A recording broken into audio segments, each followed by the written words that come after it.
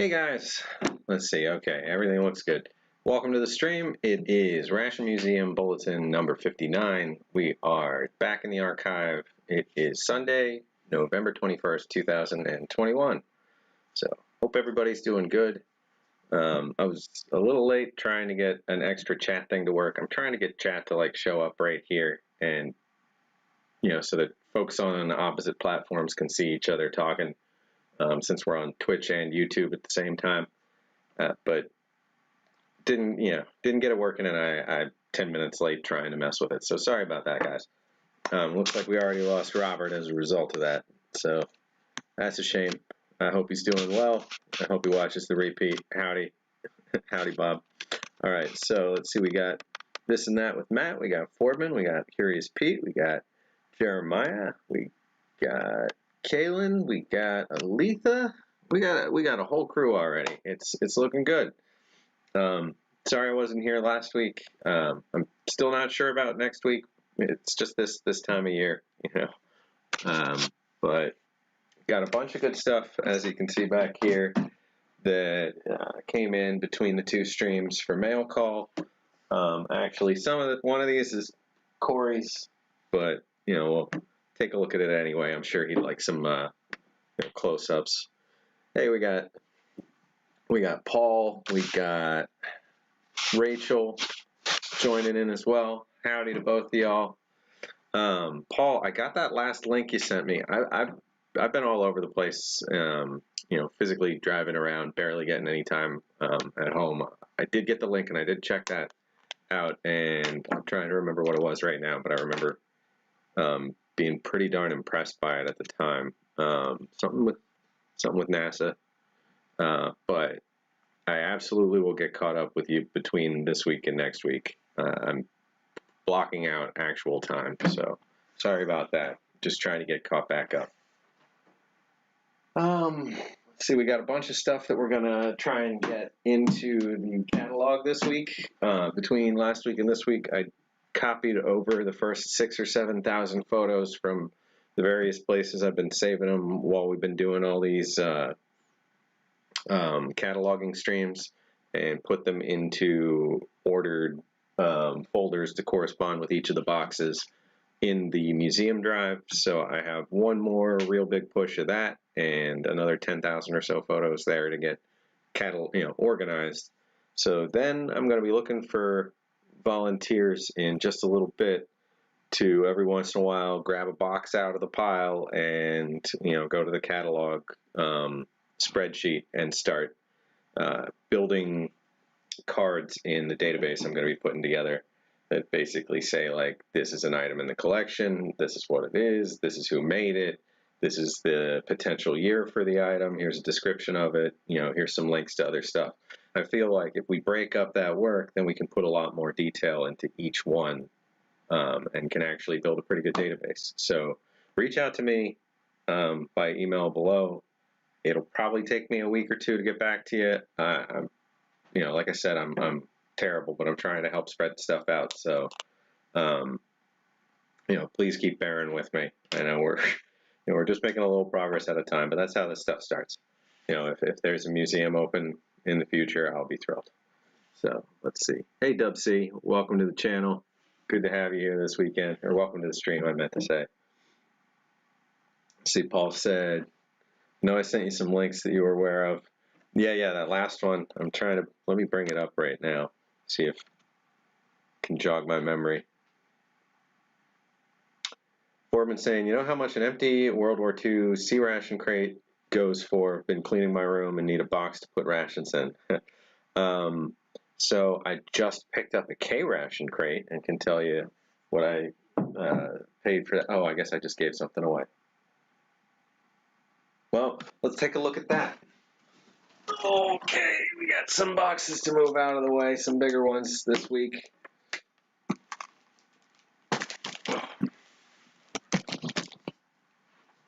And we've got this, which, yeah. So I thought when I carried this thing in, it felt weird. So the bottom he had flapped, but then still taped over it. Interesting approach. So let's flip this over to mail call. There we go. We're doing some mail call.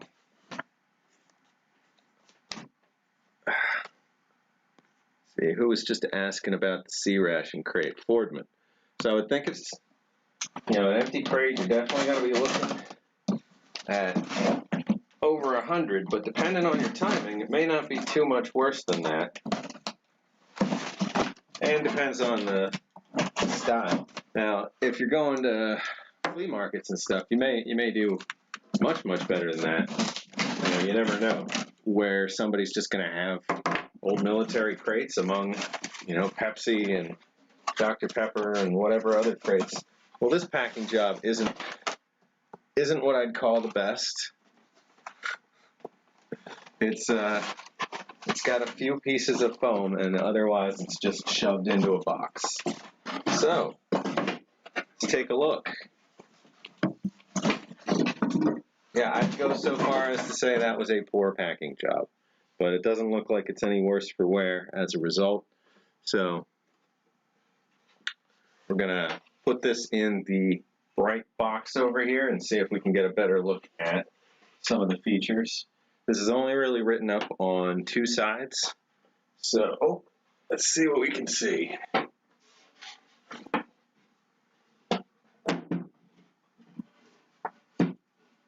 This is probably not going to help, actually. It's going to do the opposite. Let me see if I turn it around.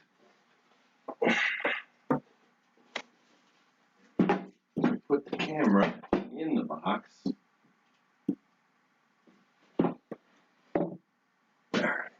Let's see how that looks.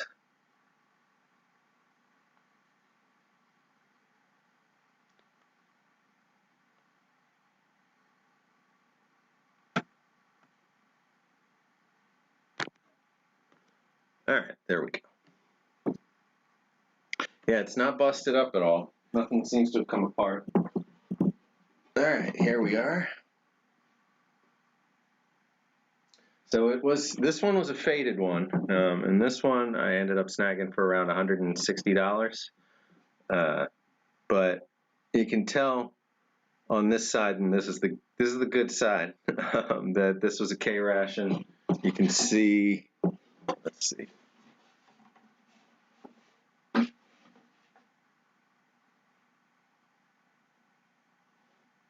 This is 12 rations, weight. I think it says 43 or 45.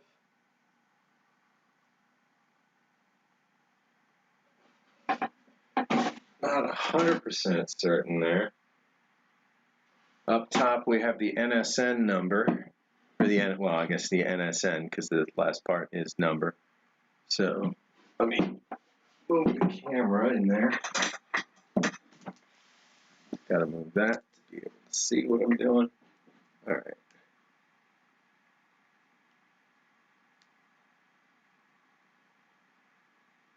So yeah, we got NSN going across the top.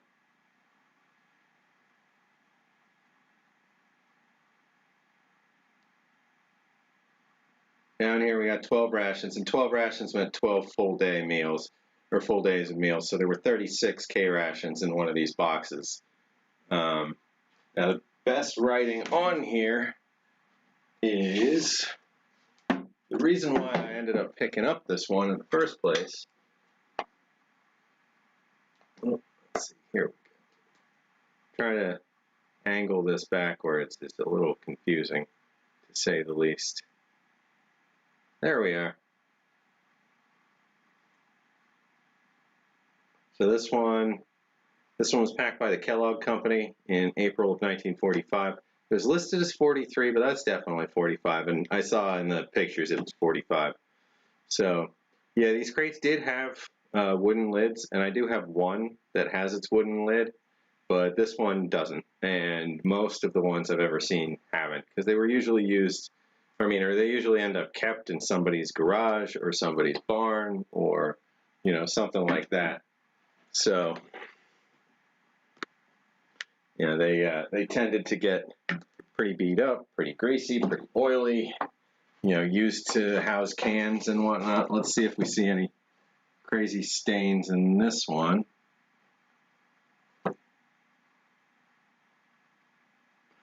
Oh, I'm like, why does the one side have a totally different looking camera? The in-box camera gets a better kind of color view in here. Like, I think there was a larger can rested in here, it looks like. You know, and it's had potentially some repair work done to it. There's big staples on the top. Actually, they look pretty normal. And it seems like a lot of the times I do notice that the side that's missing on these K crates is the bottom. But yeah, in this case, the bottom and part of the one side, see a chunk along the top there, is missing from it. So now on the other side, detail-wise, you know, there was no writing there. There's the same kind of caked on, you know, whatever this is caused by. I don't know if it was heat, if it's by rubbing, if it's by contact with something else, but it kind of feels like something on the surface. Up here it's really weathered, but not crumbly or anything. Overall, I'd say this one's in really good shape.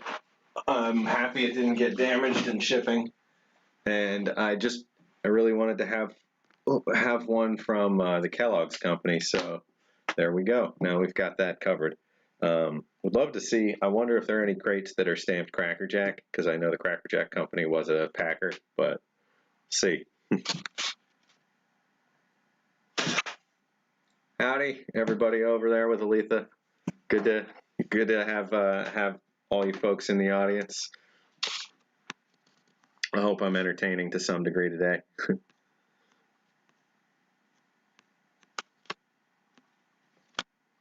All right, let's see.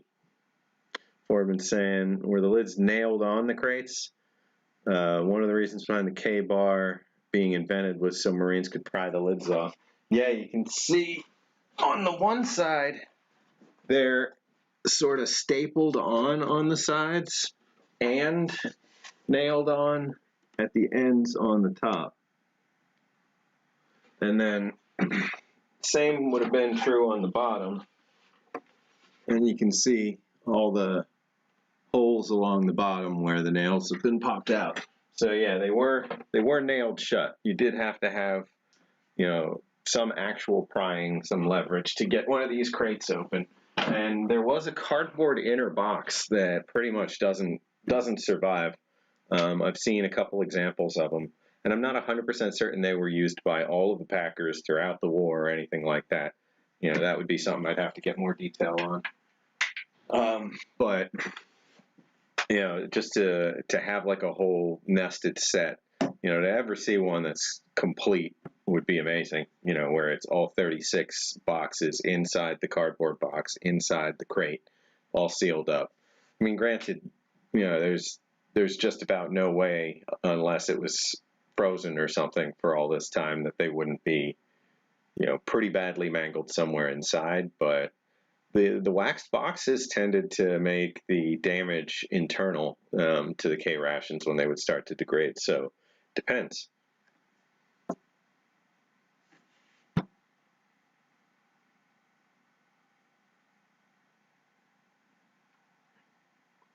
Let's see. All right, so Corey, I think I saw you in here, so we're going to take a look at something Corey got that he's letting me have, keep one of the items. Let's see, so switch back to this one.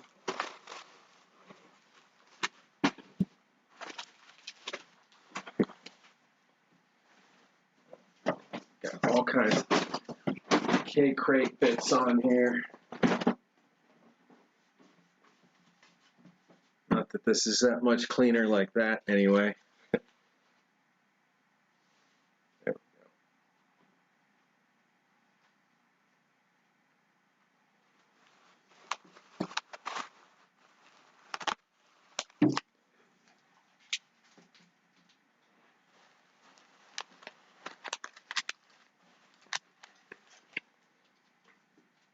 Some beauties, huh?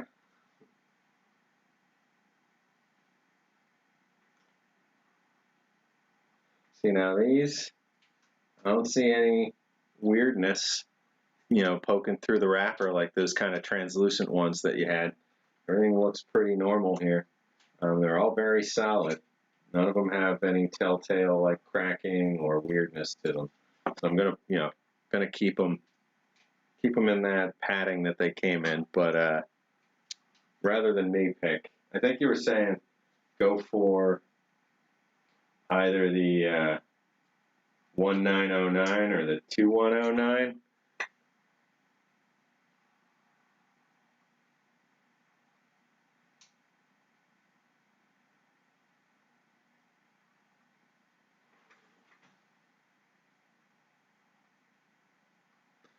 I don't know. What do you think? You got a preference on the one that you want to end up with, Corey? Or am I crazy? Did I see? Yeah, I saw him in the chat.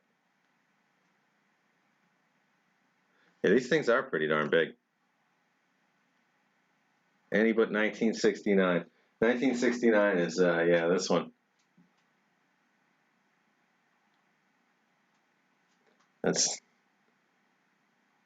yeah, these are pretty, you know, let's see, put a hand in for scale. These are pretty sizable bars.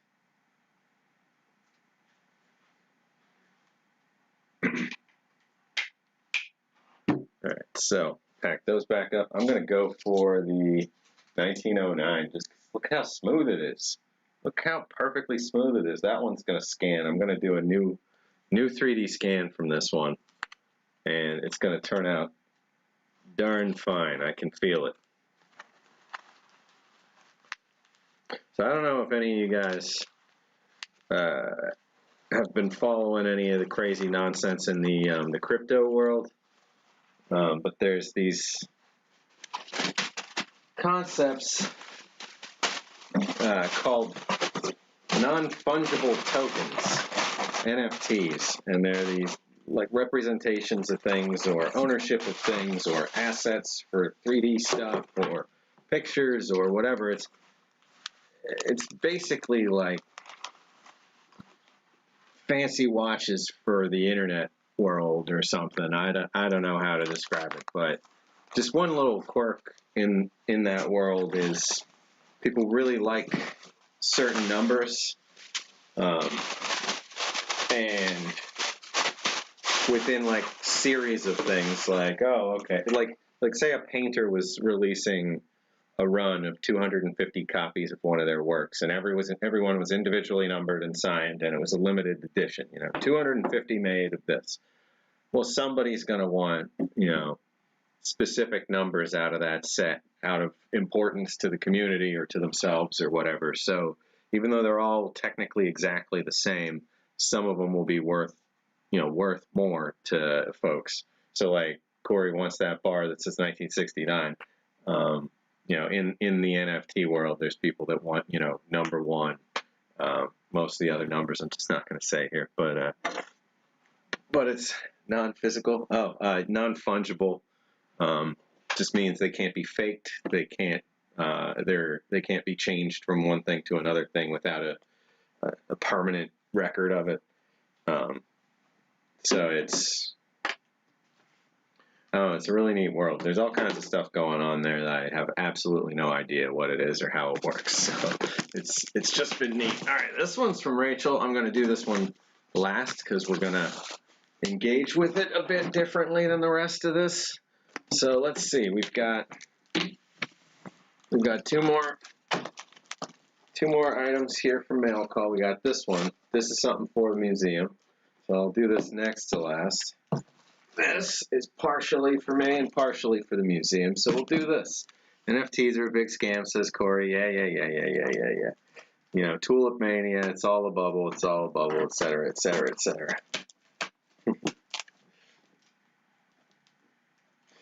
Yeah, the guy that invented them doesn't stand by them anymore as of, you know, a while back, but that's all right. That happens with all kinds of things.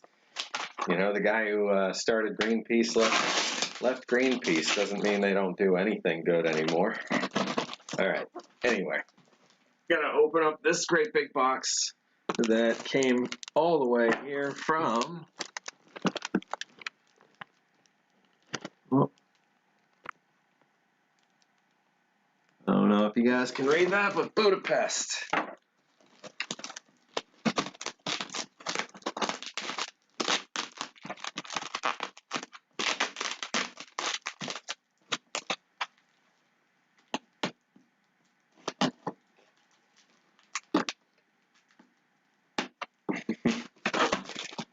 I don't know. I'm thinking about making an NFT series out of 3D scans of rations as a fundraiser. I don't think that's even how it works, so I'm probably talking nonsense. But, I mean, I don't think I could actually do that. I don't know. But, certainly worth looking at weird future stuff.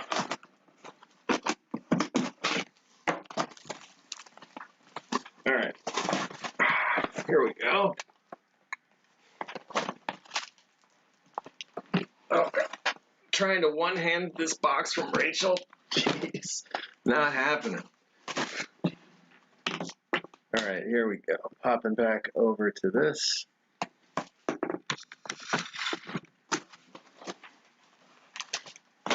So, what we have here is got a smell coming off of these. It's just that, like, kind of fishy odor that goes along with the heater tablets. Alright, so got a Hungarian three meal. So we've got an H/3 is what that one says. This one says EZ. Oh, come on, focus. Maybe.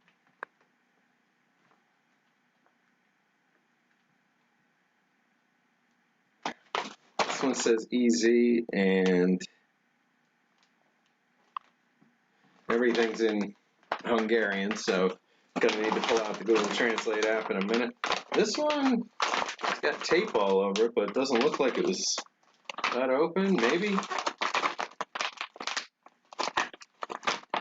I mean, so this one's got tape all over the place, but it doesn't look like it's because it was inspected or anything. Let's see, there's tape along the bottom.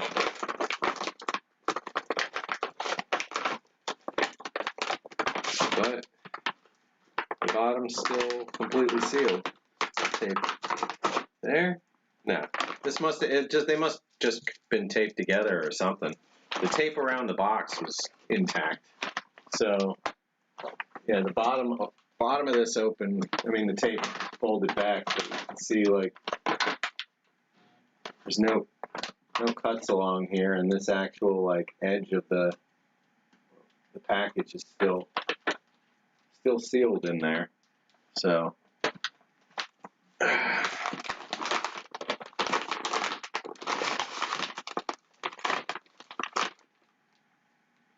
yeah, no bothering from customs. So this one, we got an H/7, an EZ, and an H/3, whatever any of that means. So this made it over here in about a week and a half. That's not bad at all. Yeah, it doesn't look opened at all. Everything, I mean, I don't know if that's sarcastic, but definitely isn't. Just had some like tape around it for whatever reason. No cuts under any of the tape. But just that one. The other two, no sign of tape. You can hear some kind of crinkly material.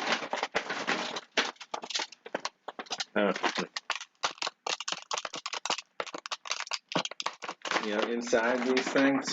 So these are nice big rations.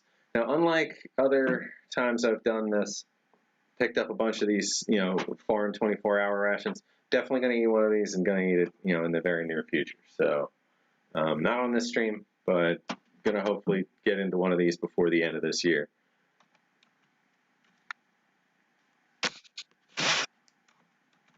All right, let's see.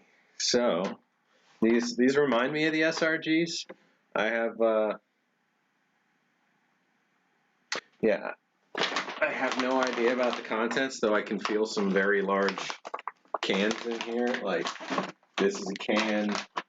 Let's see, is it 1 or 2? 1. There's another big can. There's another big can. So I don't know. There's some very large cans in that one. Pick these up from, let's see.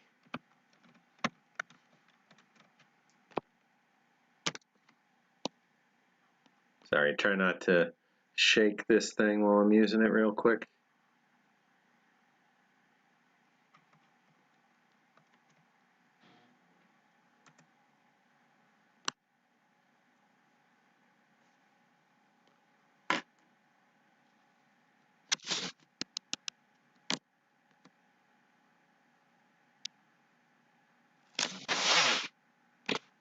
See, this is from Baluola on Facebook. So thanks for doing that deal with me. I appreciate it. Also hoping in the future to pick up some Israeli IDF rations from him. So we don't have any of those in the collection yet. And similarly didn't have anything from Hungary in the collection. So at least one of these is going in, one is getting eaten, and we'll figure out what happens with the other one. But now we have one more country covered. Probably going to put 2 in the collection so that we can have one open on display and one that's still sealed for any future needs. Hey, how's it going? We've got. Well, you're saying Teddy. I thought it was Ben. Anyway, howdy Safari. I'll go with the name as written there. We're going to take a look at this next. This is an eBay find. This looked exactly like something else, but just with different labeling, and I'm very interested to see if that's what it is. So, what we have here.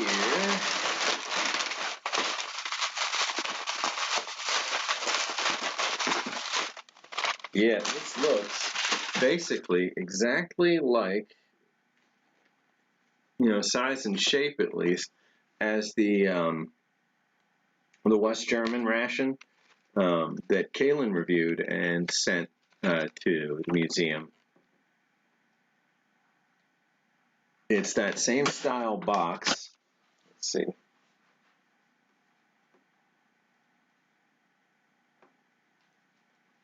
Same size. The side contents, these look basically the same, but in English. I'd have to check the pictures. Not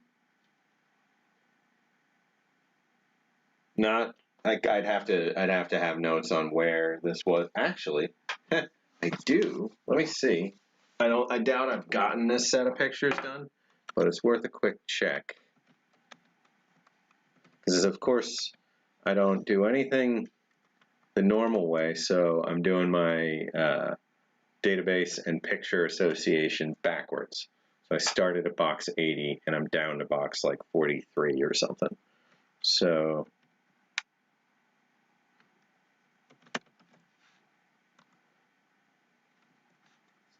German, West German emergency ration, box 7. All right. You know what I could do? I could just go over to box 7 and grab it. Or I could check the photos archive. That would have been quite a ways back. Oh, okay. It is Ben. Got it. Howdy, Ben.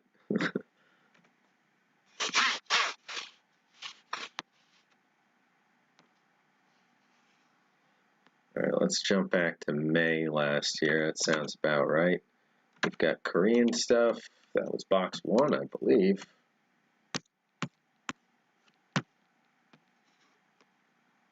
Here we go. Okay, so I'm going to try and get the browser going. Let me see.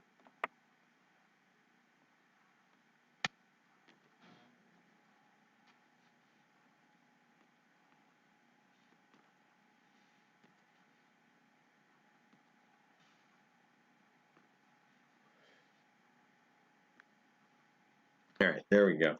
So this was the style we were looking at before. And I know all these pictures are upside down, so sorry about that. But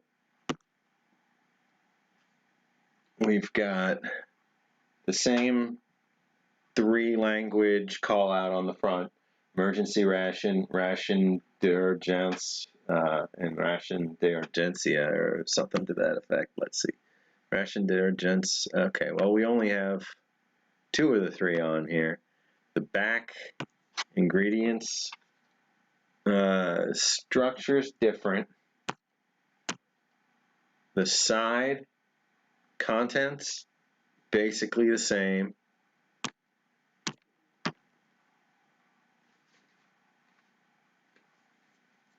Let's see what was on the end cap. Compact AS and blah blah blah blah blah blah blah. This was made in Norway.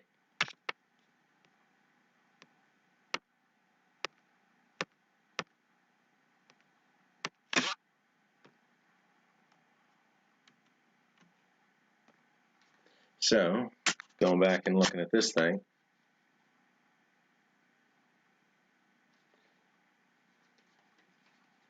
see, it has a space for a production date, but there's nothing, not even anything like really weak on there or something. Side,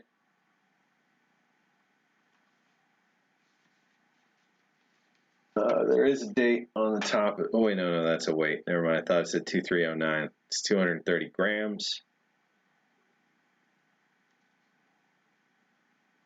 1,000 calories. And where does it say made in Norway? Because it does say that. Yeah, very bottom here. Bergen, Norway. So, there we go. Same thing. Just different packaging for it. Looks like meant for a civilian market, but interesting and added to the pile.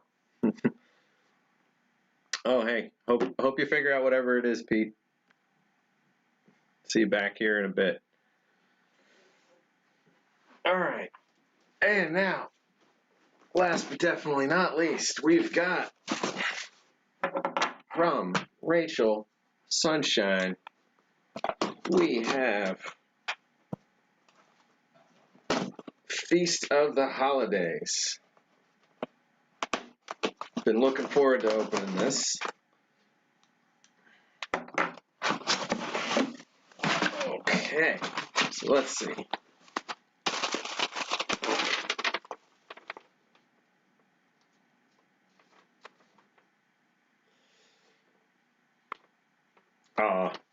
Apologizing. There's nothing.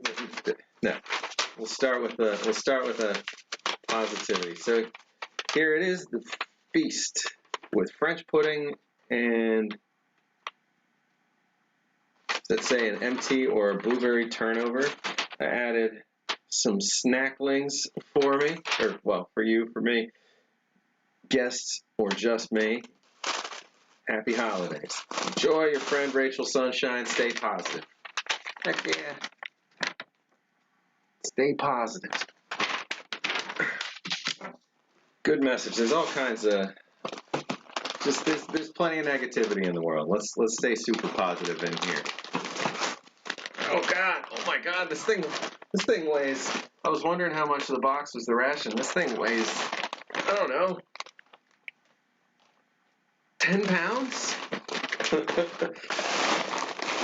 Oh wow! Oh, let me reseal it there.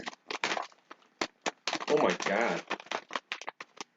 This really is a feast. You could sit down with 10 people. Get that out there.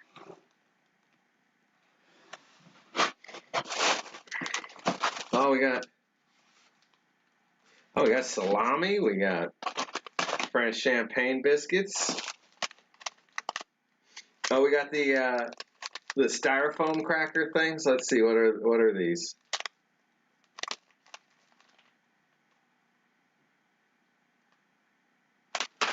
I just remember these being like very airy, foamy kind of crackers. But I thought I knew the name for them, and I am wrong. And I'm certainly not going to pronounce any of that. Are these out of an SRG? Crisp breads. Yeah, Polish. Okay. Let's see.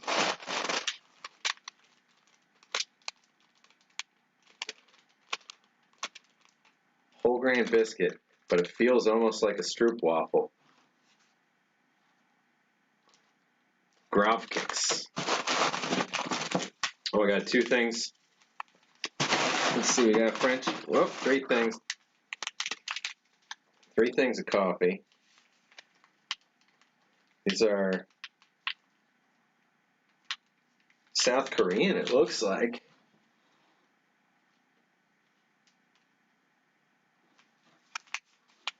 Yeah, let's see, we've got,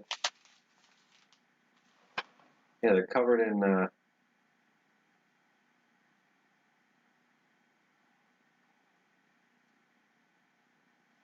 it's the light, it's all the light differences makes it hard for the thing to focus.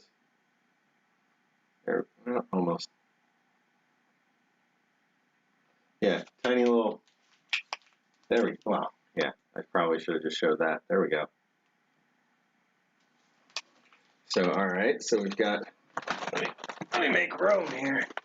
You're just going to tear the thing down if I lean you against the back.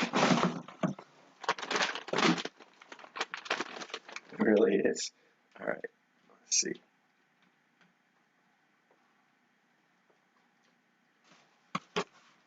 So we've got, where did I just put that? Okay, coffee. Definitely going to have one of these in a minute. I usually start off with some coffee. Haven't done that yet. Oh, holy heck. We got meat. We've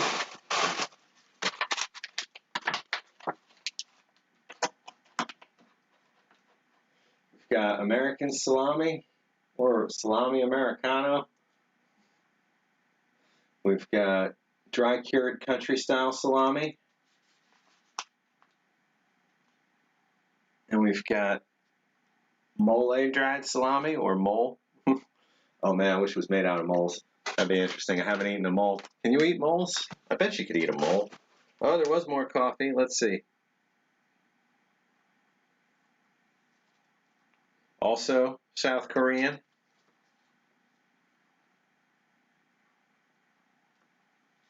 Let's see. How close do I have to get it for it to focus on it? Handshaking too much.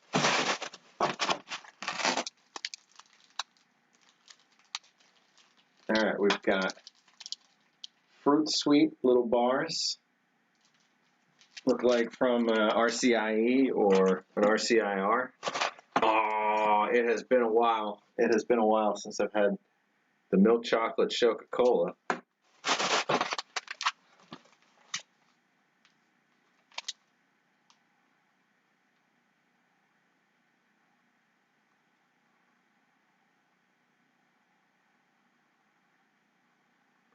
I can't tell where this one is from Malaysia.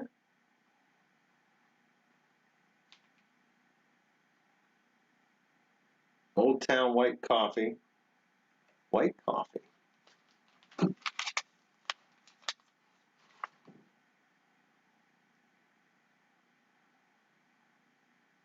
Yeah, I think this is from Malaysia.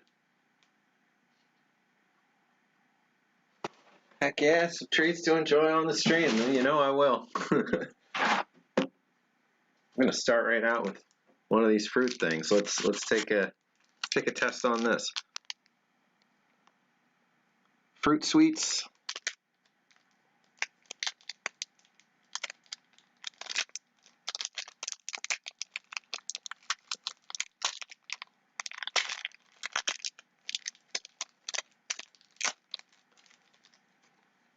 Kind of reminds me of the jelly bars, but you know, not a billion years old, so it's like the jelly bars.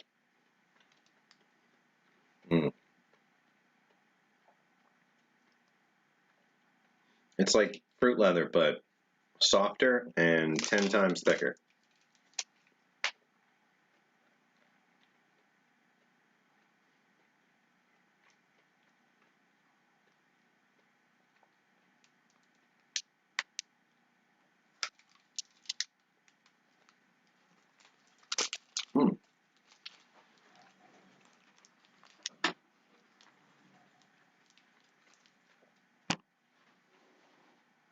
Starting up the coffee pot.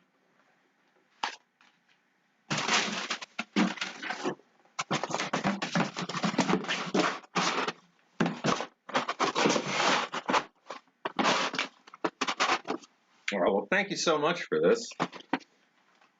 This is amazing.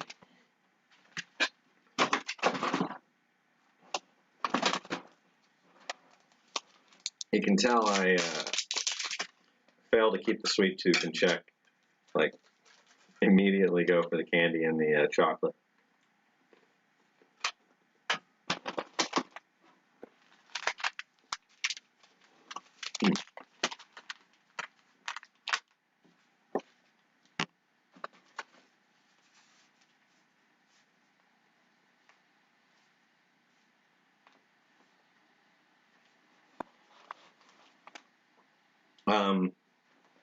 So which of these coffees should I try today?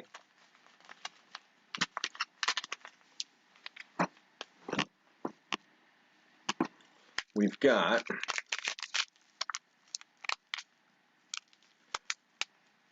I would assume like a traditional roast or something, because I have no idea.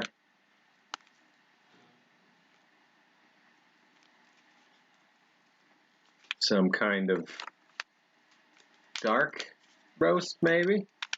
You know, we've got French Cafe Arabica.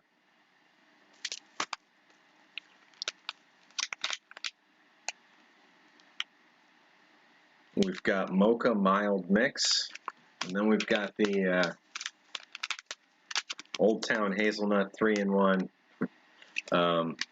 which is what I'm kind of currently leaning towards, this great big thing.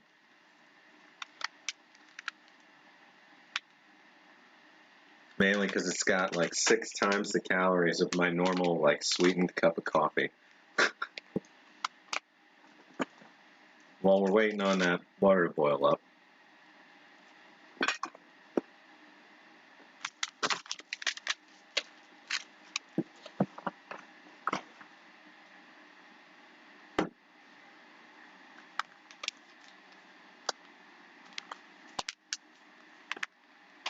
You know, the Army coffee cups are a little small.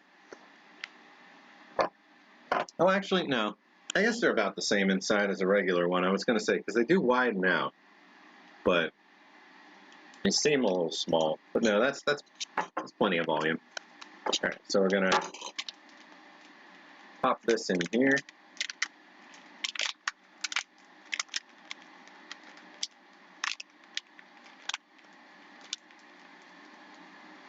Ooh, got a little puff of almost like crushed Oreos or something is the smell I got out of that.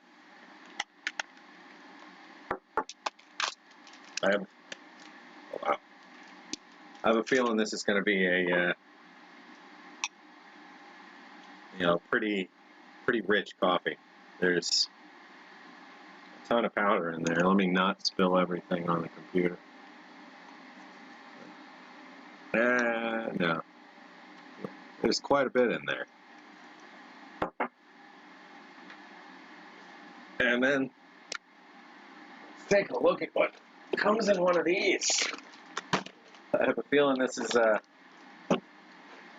to be half the show. Alright, we'll do it like this. We'll do it auctioneer style. We got a turnover, we got a bucket of tea, we got a... No, I don't know. Can't go that fast. Let's see. Okay, blueberry turnover, maple muffin top.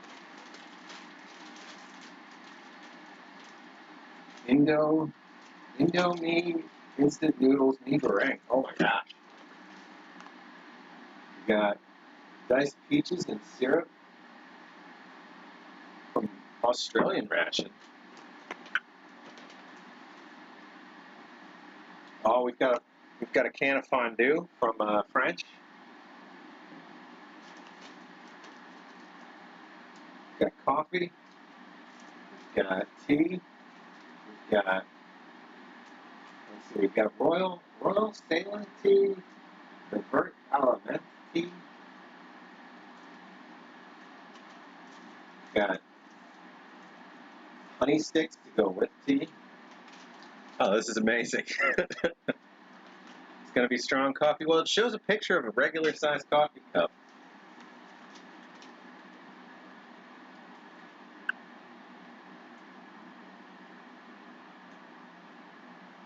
I assume this is a jam, just from fructose and sugar and pectin being there. Okay, yeah. We got Orpho herbal tea, Orpho salt pepper packets.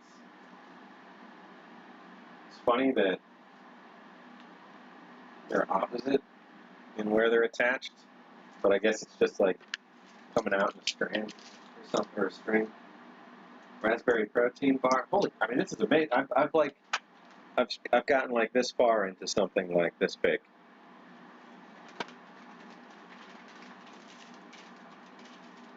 Energy drink powder, Russian ration cleaning kit, timeout wafer. This is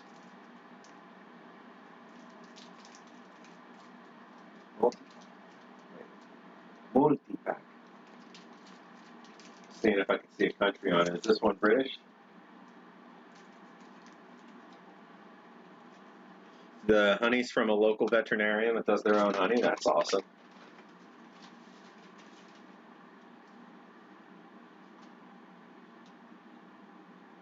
Half of a pineapple. Fruit jerky. Wow. Okay. New concept. Isotonic drink powder. Coffee. Caffeinated mints. Woohoo! Those things are strong. I think I told you guys one time, looking for a snack at night, I grabbed one of these packets from a bin of just miscellaneous military bits and pieces. I knew they were caffeinated. I just wanted to have one or two, but I wanted something candy-like at the time, and So anyway, I tear open the package. I think I was talking to somebody on the phone, completely lose track of what I'm doing, and then just tap out the whole package and toss it in my mouth and chew it up. And it's as I'm swallowing it that I remember, oh yeah, those are caffeinated mints. And I mean, it's not like there's a billion in here. There's like 5 or 6 in one of those. So, it's like drinking 5 cups of coffee at once or something. It's not like you'd win any awards or break any records for caffeine consumption there. It's just a little too much at once, Excuse me. So we got some boiling water here.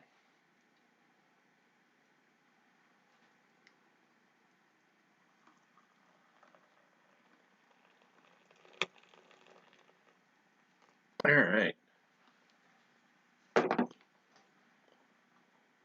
Just going to stir this up. Boardman, you don't know the half of it. I mean, like, just barely got started. This thing, yeah, I feel like I should take a camping trip with this and see how far I can go with purely this one ration.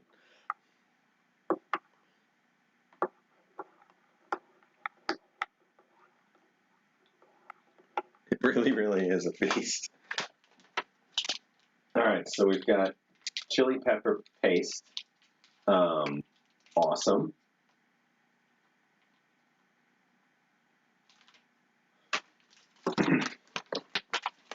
We've got an apricot bar.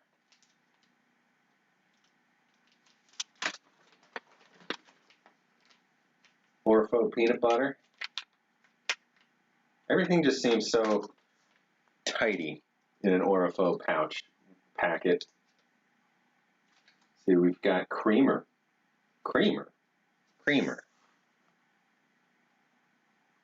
Spreadable creamer. Contains milk and sugar. So I guess, you know, condensed milk. Got it. We've got raspberry jam. We've got daddy sugar. Not sugar daddy. Daddy sugar.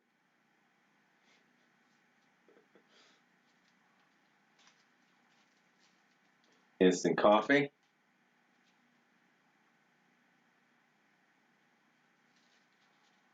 See, this one's from Netherlands. All right. Cream cheese icing. Oh my gosh. That's going to go with one of the snack items for sure. We've got some more herbal tea. We've got a moist towelette from, I want to say I've seen the same one in regular U.S. rations, or maybe just like the Totem. Nope, that's way too hot. Don't do it, Sean. All right, we've got coffee creamer, some whitener.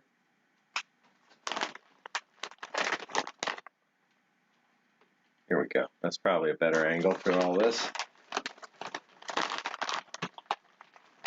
Right, we've got a sports drink. We've got a different type of moist towelette, disinfection swab. Actually, disinfecting swab. Or is it just alcohol? Yeah, okay. We've got an iced tea powder. Got another sugar daddy. Daddy sugar. Oh, wow. Big pouches here.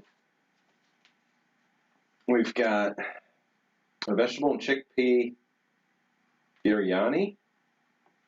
Brown basmati rice and wild rice mixed with vegetables and an aromatic biryani sauce. Produced in the UK for Best Day Foods.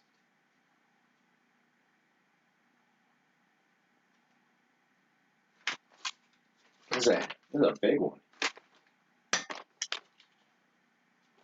Oh, we got a newsie. New Zealand pouch. This is chicken korma. These have the gusseted bottoms. These have for a while. I don't know that I've seen any other country producing the self-standing ones like that. You just pop them right on up. They make a great bowl when they're cut off halfway. Don't eat those. Don't eat which ones? The vegetable chickpea or the chicken korma? Can't tell me what to do. See, we got fruit cocktail.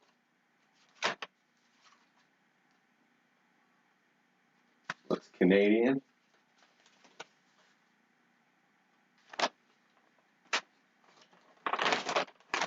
Got apple cinnamon porridge.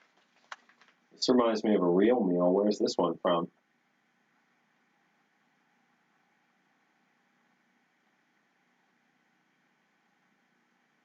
Outdoor meal. Continental foods. Swedish, yeah, okay. Yeah. I don't think I've ever had any Swedish ration stuff before because I've never gotten my hands on a Swedish. A whole thing of Rogan Schrot,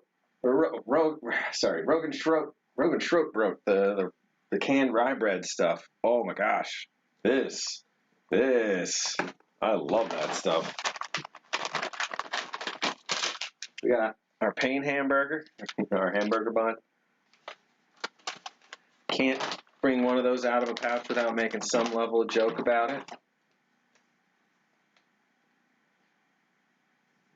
We've got some spreadable meat product. Preparation for sandwich.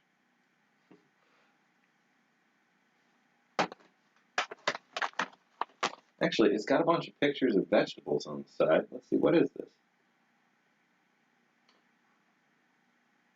Legumes and mayonnaise. Oh, okay. Or is this like a hummus kind of thing? Or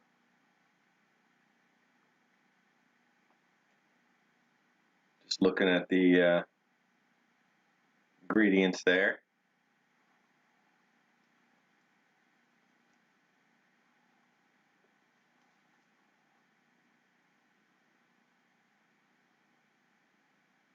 Yeah, I can't tell exactly. That's gonna be a fun one. Some EPA style little. I know there are other things, but let's see. We've got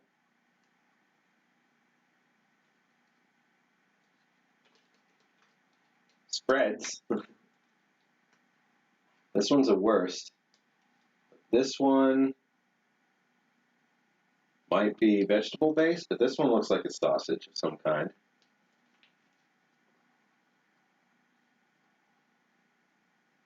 This may be a jam or something. This tuna? Thon. Maybe? I think you might be right. Oh, I think you're right.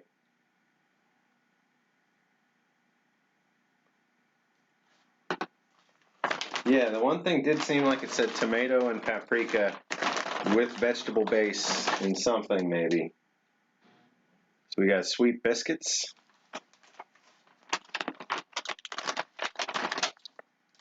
A whole grain cereal bar with fruit and chia seeds.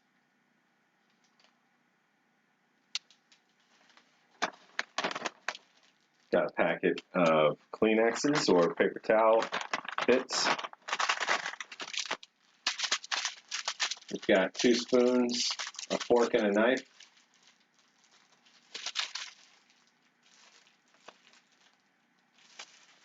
Looks Polish.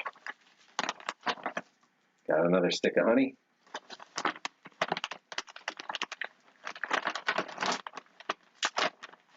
Finally getting down to the last bits.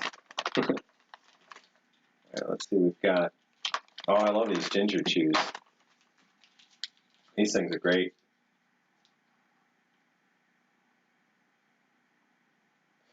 We've got 2 ginger chews. Sunflower butter. I'm sorry. I've never seen this or heard of it. It's packed in Stone Mountain, Georgia, right alongside peanut butter and barbecue sauce and everything else we've got. Sunflower butter? Is this from an official MRE, or was this a civilian item, or like have we? Sunflower butter, that's awesome. We got 2 packs of German sugar. We got some English breakfast tea from a British ration. Got some more iced tea powder. We've got our standard American moist towelette, lemon crystals, iodized salt. Now this makes sense. You get it in an MRE and it's like, how are you ever going to use all that salt? You get it with something like this, and between all the meals, you might have a reason to have salt 5 times, you know. Packet of sugar. Whoop. Piece of B6 chewing gum to follow everything up. We've got a gusseted Canadian hot beverage bag. Still just so impressed by gussets. I just wish everything was gusseted. And we've got a great big flameless ration heater.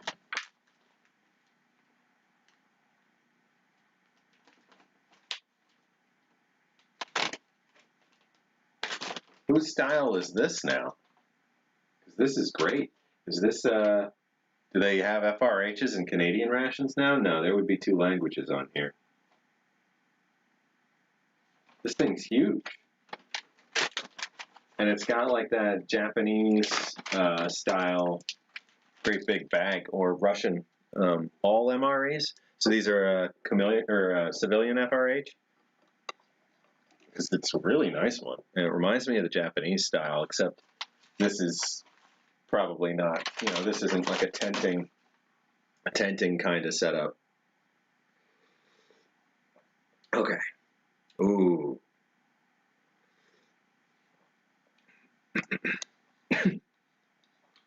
Oh. Oh wow, this is really good. And I think, I think it was meant for about this much water. So this.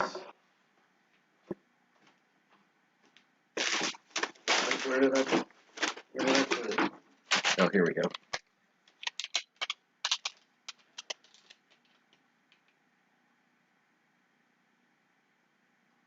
Old Town white coffee.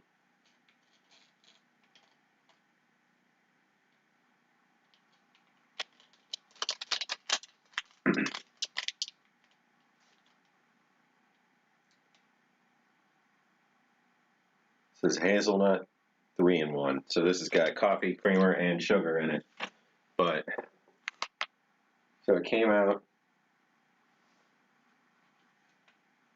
the exact same color as the mug.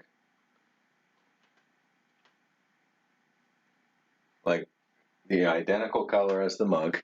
So it just continues right into it. There wasn't like that little surface tension. Oh. Hey, puppy breath. Welcome to the stream.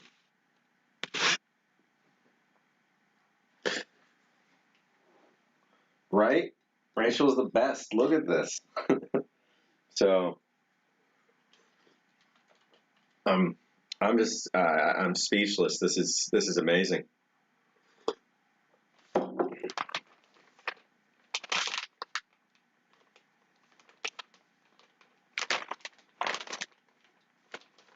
Oh, what was this bag from? Initially, is this a new Dutch, newer Dutch Arctic bag? Because I'll keep that and have a good example of a Dutch, or Dutch Arctic. Just one more look at the whole pile. I mean, let's see. Pop the camera out.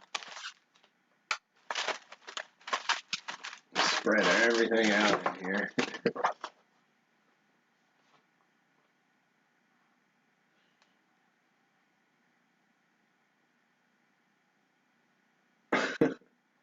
It's just wild. Look at all that.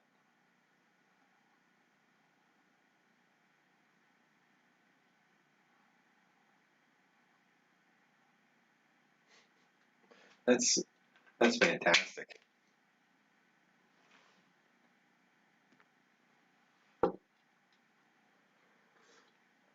I just picked this up as if it was going to weigh as much as everything else around here for some reason. I just almost threw my coffee into the ceiling. Thankfully gripped a little bit there. Well, I am looking to get a modern Dutch Arctic just to eat, so let's get a trade or something going. I'll reach out, or you reach out. Either way, let's talk about that. I have the 3 Dutch Arctics that I have are all at least like 7 or 8 years old, I think. One's all opened up to be a good display. One I think I'm keeping for trading down the road for people that are looking for an older one, and then the other one is the sealed example for the museum. I mean, this really is. Extravagant doesn't cover it. Oh, and I love the laminated. This is. Oh wait, this is gonna end up in the memento area of the museum.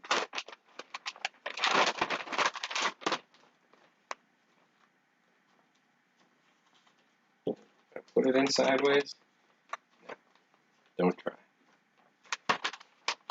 All right, now let's see if any of this actually fits back. I love this stuff. So yeah, I mean, honestly, the whole concept of taking this ration and just this ration on a trip and seeing how far you could go before you need anything from another source, from,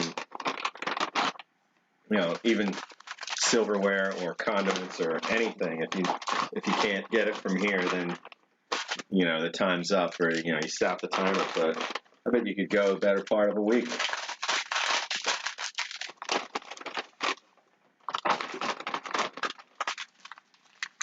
You did oh, that's right, you did do a separate Halloween one, kind of a trick-or-treat style.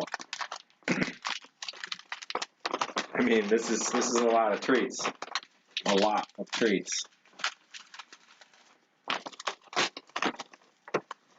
Keep the honey straight up and down there. Oh man, everything in this entire box is just, bag, it's just insanely tempting right now.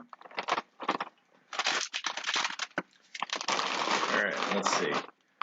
That was a hour-long mail call to start, but I knew it wasn't going to be quick. This is, look at all this stuff.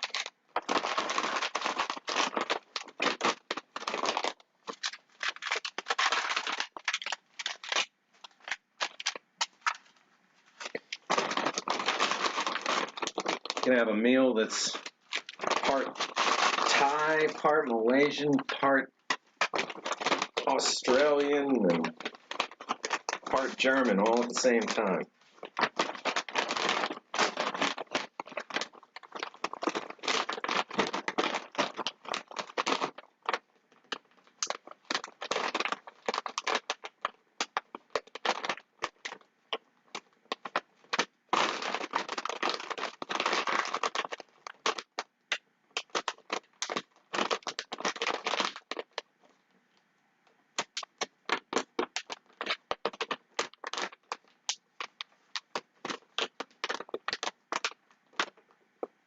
Alright, there we go. Okay.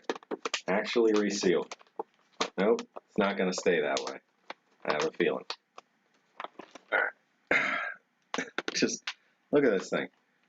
It's the size of my entire head.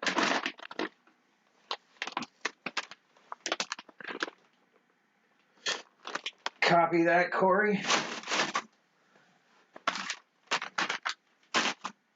I will take you up on that, I think. I'm going to start on here, but it's going to be clickety-clackety and loud, so. Oh, nice. Super spread. Oh, no, that's a different thing. Oh, pretend I didn't say that. Lots of spreads, lots of spreadable condiments and accessories.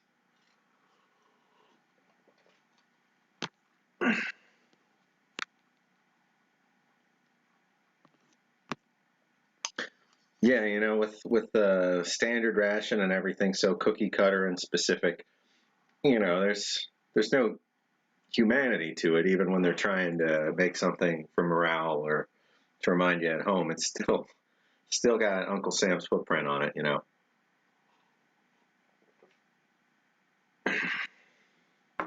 Oh wow, this coffee is amazing. All right, so what do we want to start with? We've got some civil defense stuff to catalog. We've got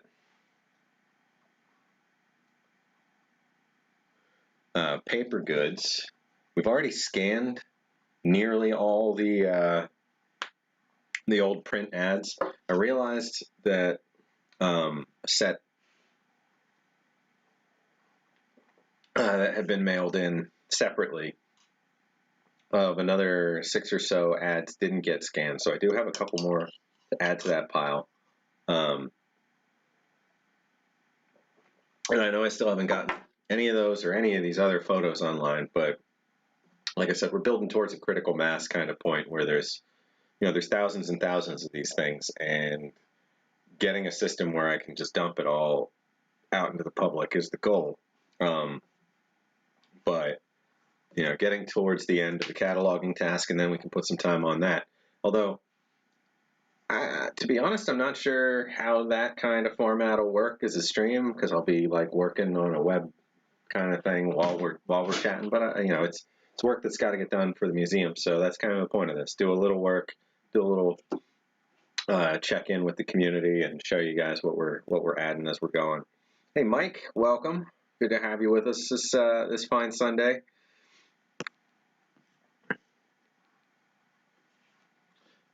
Yeah, exactly, Rachel. How could you have food fatigue with that ration? Like, there's every single thing in it is different. He says as he goes for the chocolate again.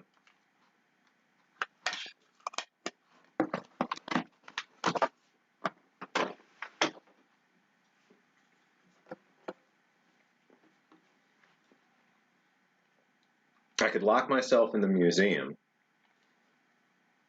with that ration and then just stream for like, 40, 50 straight hours as like a marathon, where all I can eat has to come from that bag. There we go. I'll kick around some ideas. What do you guys think about that one?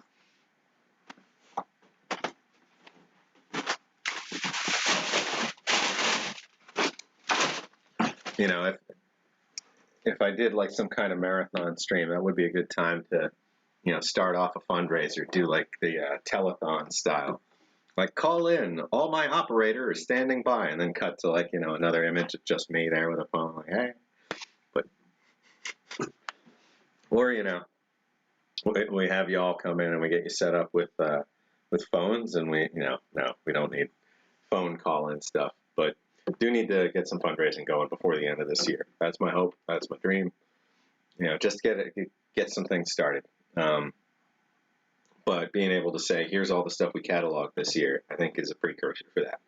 So I know I'm always going to have like 5 things that I feel like I have to add to the pile before I feel like we're close enough to actually do fundraising.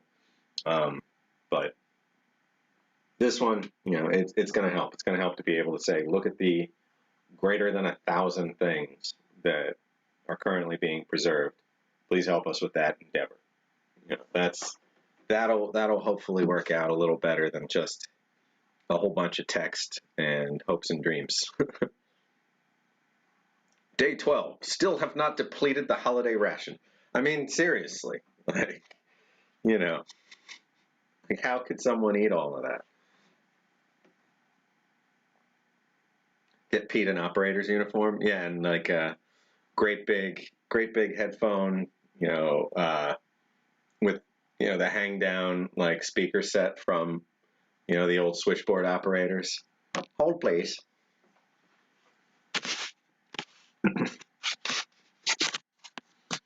I hope he's having luck with his phone issue. I know he was jumping a little earlier to try and solve something. All right, so let's see. We've got civil defense stuff started, almost ready. We've got the unsorted box, the last nightmare pile. I've got another spare box for like absolutely can't place this kind of stuff. But let's start with the civil defense things. All right, so we'll leave mail call.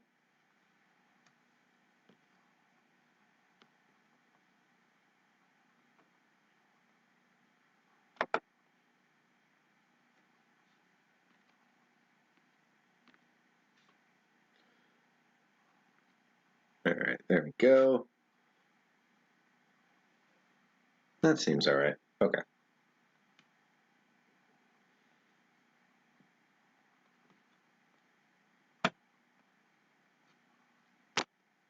All right.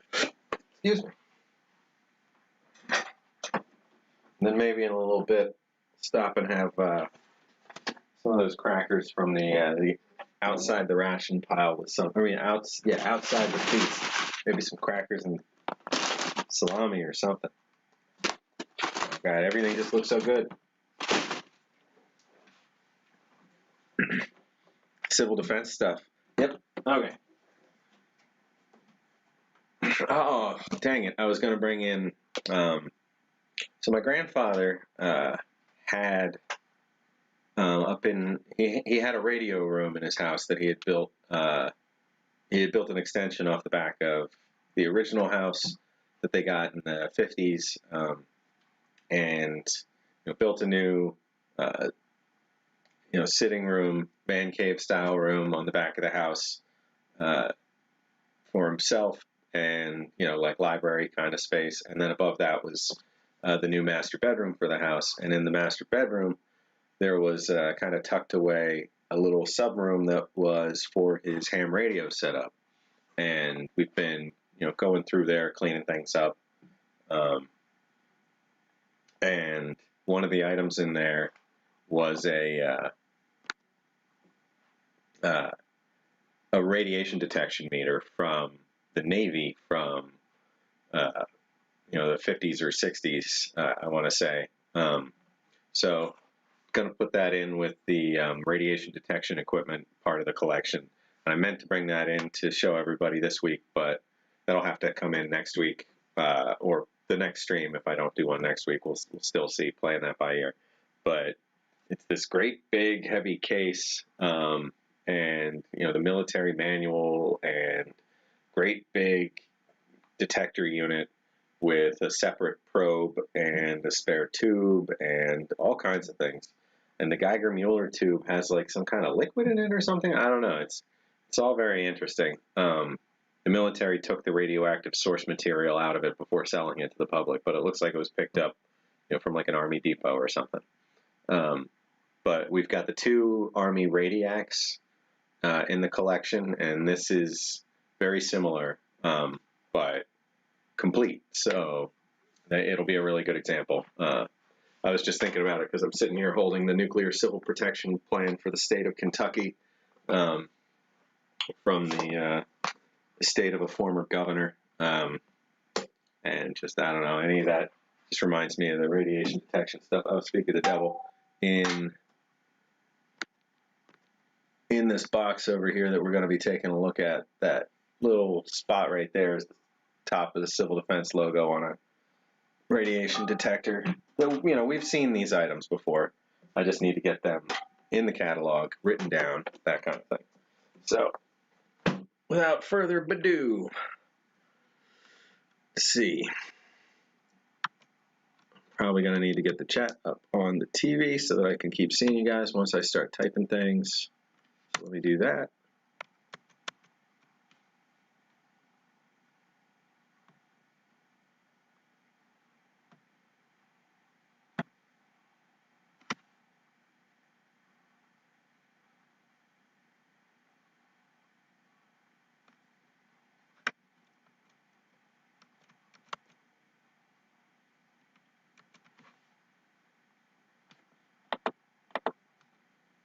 All right.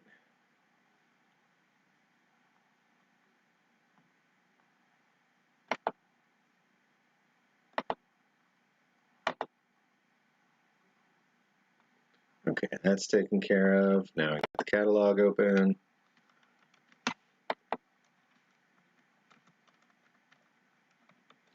Going on to catalog item 853 in box 81.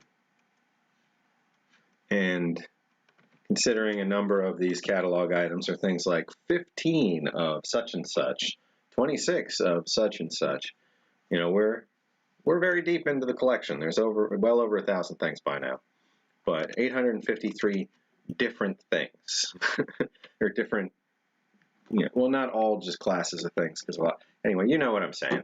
There's a lot of stuff. I'm happy for the lots of stuff. All right, so what we got here is the Nuclear Civil Protection Plan. This is the continuity of government instructions and the distribution of powers and responsibilities following a nuclear attack on the state of Kentucky as of 1984.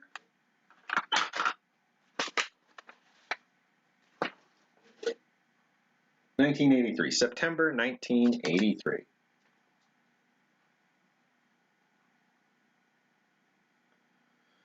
The Division of Disaster and Emergency Services is what it says up here.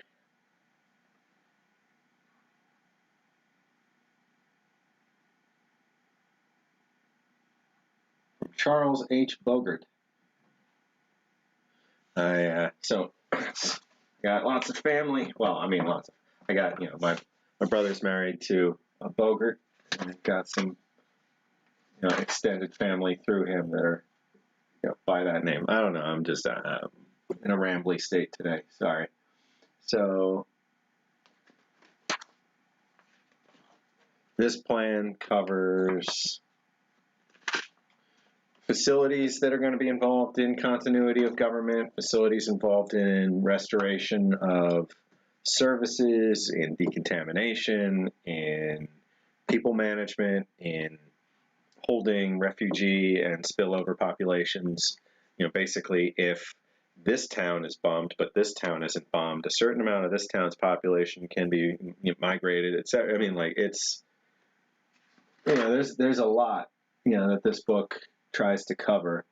And yeah, Kaylin just said the book looks like it's in pretty good shape. You know, it's actually, you know, I think excellent condition for being about 40 years old.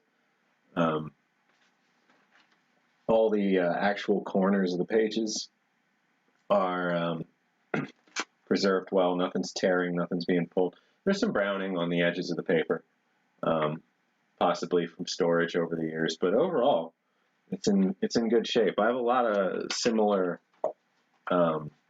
binder style military books that are, you know, shredded by the time I get my hands on them, where they're just barely holding together. But this is in great shape. This first page is the only thing that needed any reinforcement, and I did that a long time ago. I put some little dots on there, but I'll get a couple good shots of this, and then we'll continue.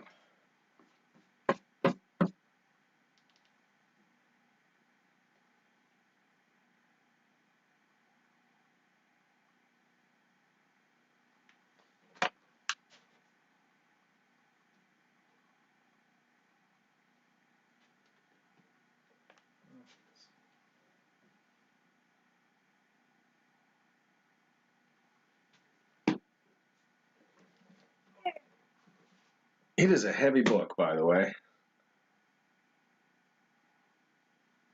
The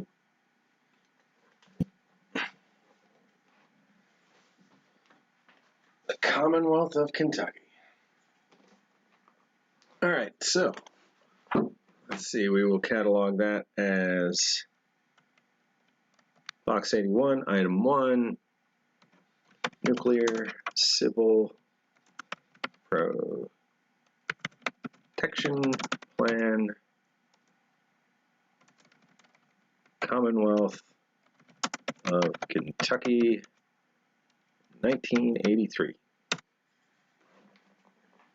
All right, I'll leave that right there for now.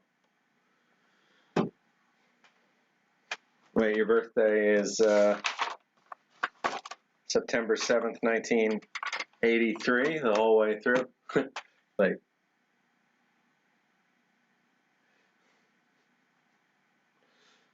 like your actual, like, straight up September 7th, 1983, that would be awesome. Then this book is your age, like, to the day.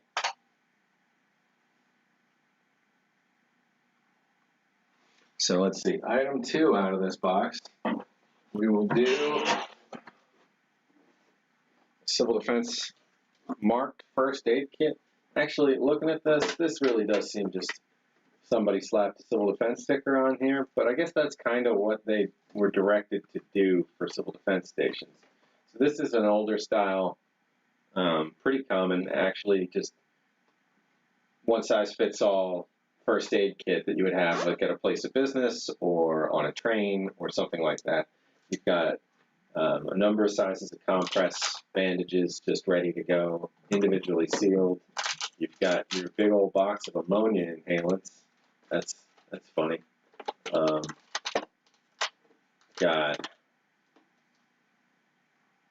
See, these don't look like they've held up. Something's leaked in there. This is antiseptic, liquid antiseptic. So they've leaked a little. Gauze bandages, iodine swabs, triangular bandages. You know, just a pretty comprehensive kind of kit. But this one's got a Civil Defense logo on it, though. You can see it's not centered. Either way, I think it is probably from a civil defense station or post or something, or cache. So we'll catalog it.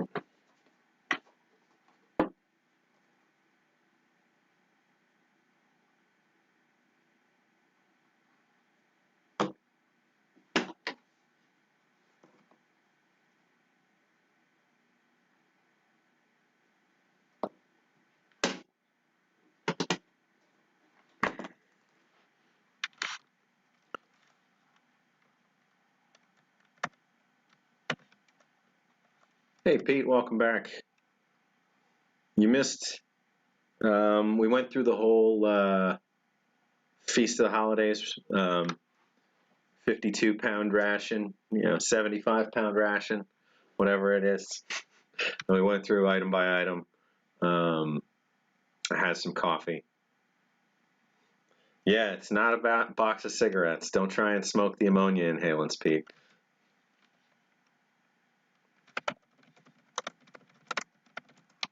Commercial first aid kit with civil defense badge. All right. Box 81, item 3. We've got this one. I'm interested. I've always been excited about. I should probably check my alignment on this stuff. All right. So this is a civil defense sniff kit. This is in like a leatherette kind of vinyl-y case. Got a little clamp or clasp, and then always try to be careful with this because this binding in here is going and so is the outside. So let's see if we can get a good look at what this says here. So this says simulated gases prepared by Van Ameringen Hobler, Inc., New York, New York. Sniff kit designed, manufactured, and distributed by Northern Warren Corporation, Stamford, Connecticut. So what we've got here are smell-alikes that approximate the smell of dangerous agents, chemical agents. So, hey Quint, welcome. We're just doing some cataloging. We're doing a few civil defense items for Box 81 right now. And hey Dave, good to have you here too. Booger Butt MRE.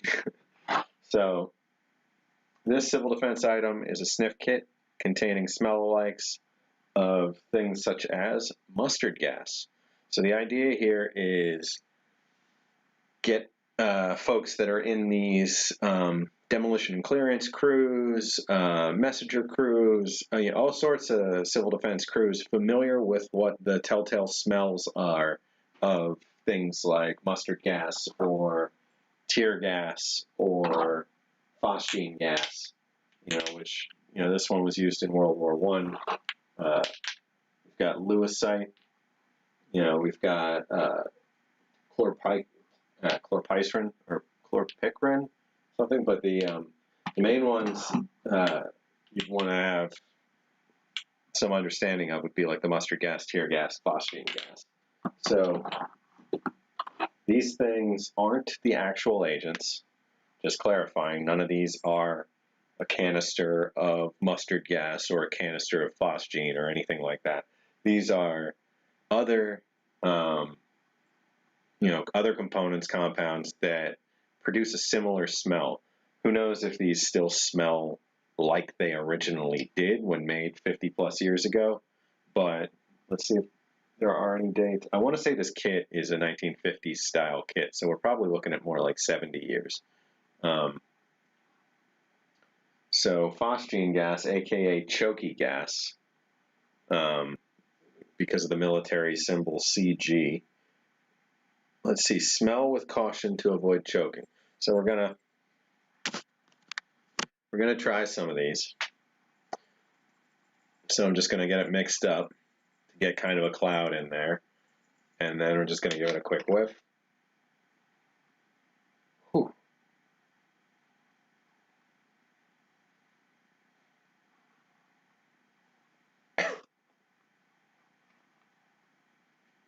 It's got it's okay. This smells like a ferret.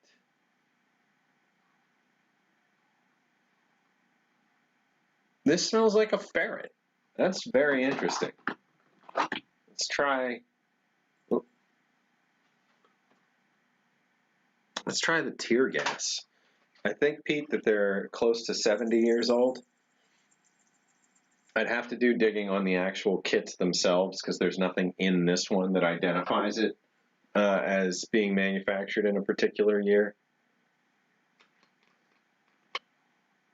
Ooh, oh, this one puffed out quite a bit. So the tear gas has kind of a, I don't know, almost a grape scent to it. Just let me try that again. You guys can maybe even see, like, the gas steaming up out of it.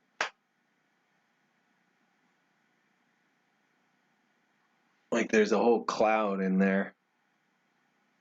Let me,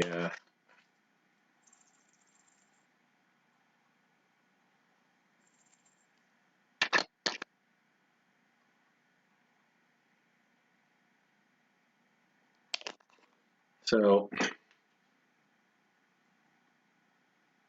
yeah, this has kind of a grape scent to it, which is, you know, maybe, I mean, I think that's kind of the point of these is get some weird mental trigger or little, maybe not weird, get a mental trigger, get an association so that if you're in one of these situations where you're helping, you're doing clearance, you're doing, you know, spotting, or I mean, air raid warden kind of do, you know, whatever you're doing, and you catch a hint of something in the air that shouldn't be there. Like if you're outside, you know, on the edge of the woods, watching for something, and all of a sudden you catch a smell of grape in the air, you know, could be that something, you know, there's some tear gas coming or something.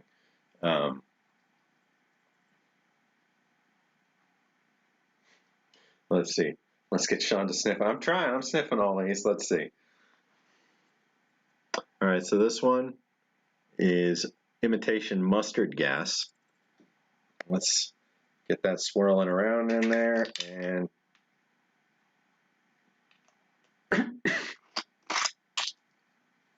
I mean, also, I should probably look a little closer into this. What if it's like, to simulate mustard gas, we grind up lead and arsenic and we put them into it. You know, it's like, what if I'm popping this open and it's just like, yeah, you know, arsenic smells quite a bit like mustard gas. So just, you know, sniff a little of that. And so mustard gas. So I don't have a great sense of smell. I probably should have started off by saying that. But if something's strong enough and I get it up close enough, I can catch kind of a.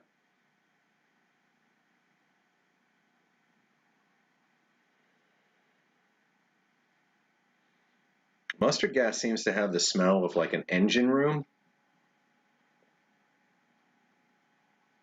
Yeah, like a.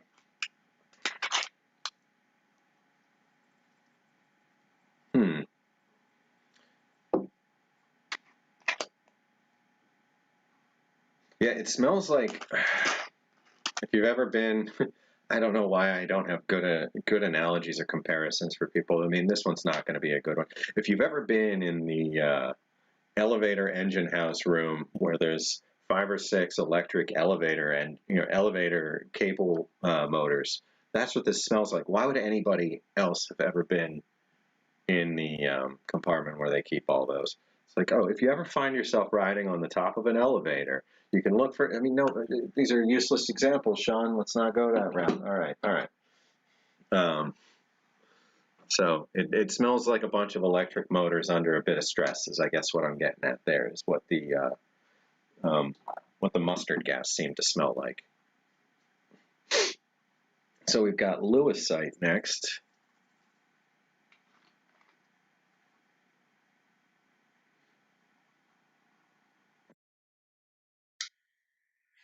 Lewisite's M1 for the meanest one is what that says. It's shorthand for. It smells like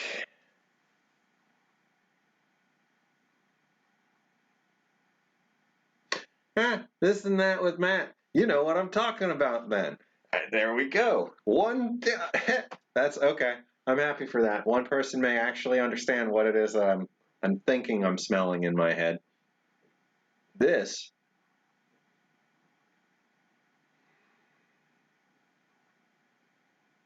I don't know how to describe this. Almost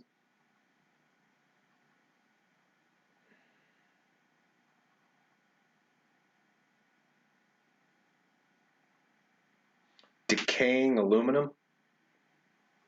Like, it's almost like the smell of liquid in the bottom of a metal dumpster on a hot day, or tomato sauce in an aluminum can for 50 years.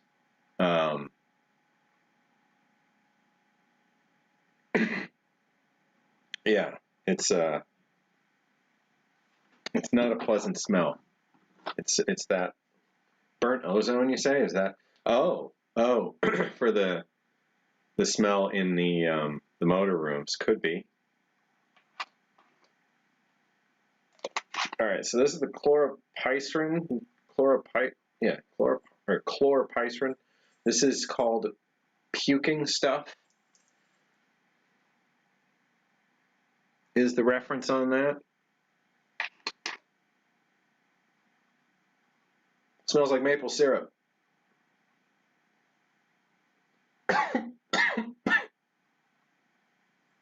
Smells like maple syrup and fog machine fog. Like a combination of those two things. It's making my eyes water a little bit, this last one.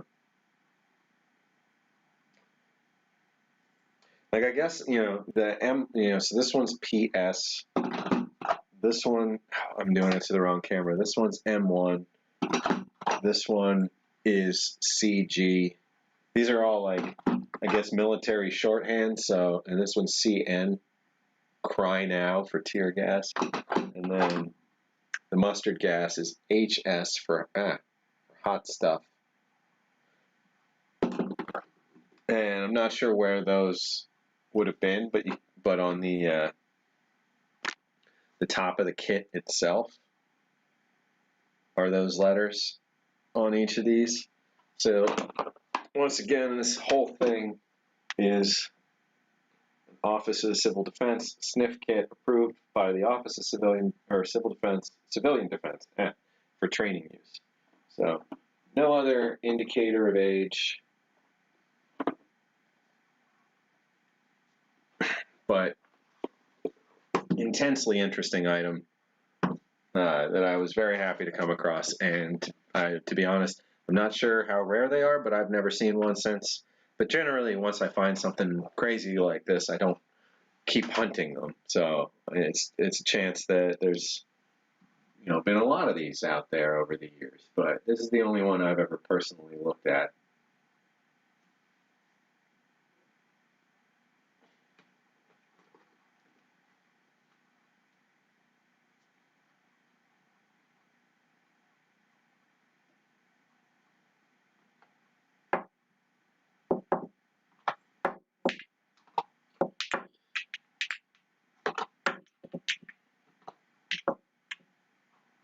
And I just think the concept overall, it's just so neat. The idea of, sitting in a classroom and having these passed around while somebody with much more knowledge of the subject than me is explaining everything about them, is awesome. I can only imagine. All right, so that's the sniff kit. And the last item in this box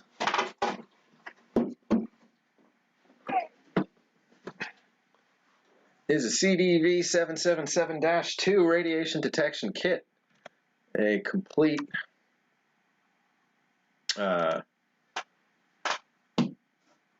meter, dosimeter, carrying instruction, etc. Kit for radiation detection. So this type, I can't remember if this is an ionizing cloud radiation detector, a scintillator, or a Geiger-Mueller. So we'll have to see in just a second. But let me remember to write down the sniff kit.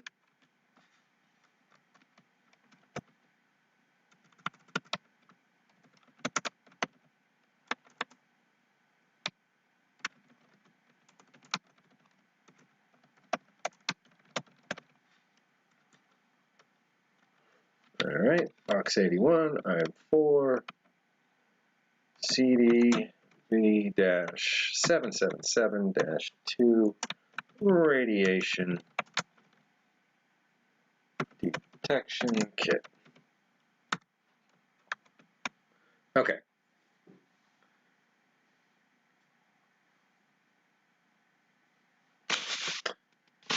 Curious Pete saying, I wonder if that's the same chemical they use in antifreeze. The radiator leak smells like maple oatmeal.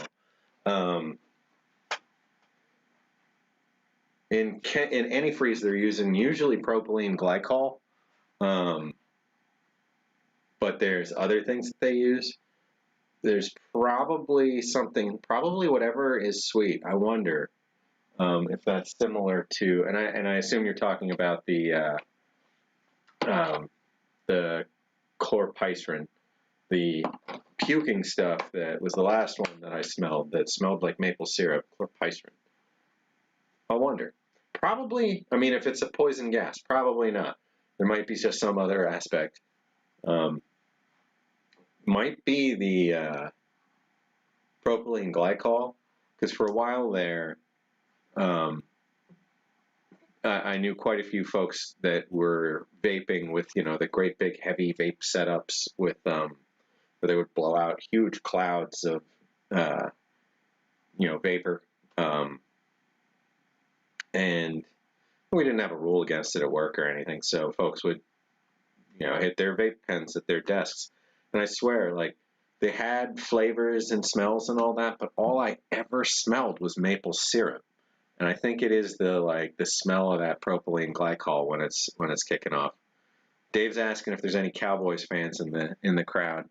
I'm not. I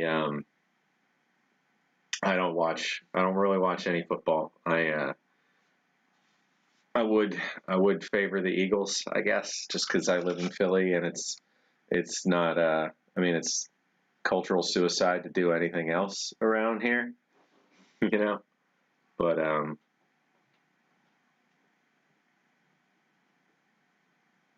wait, what?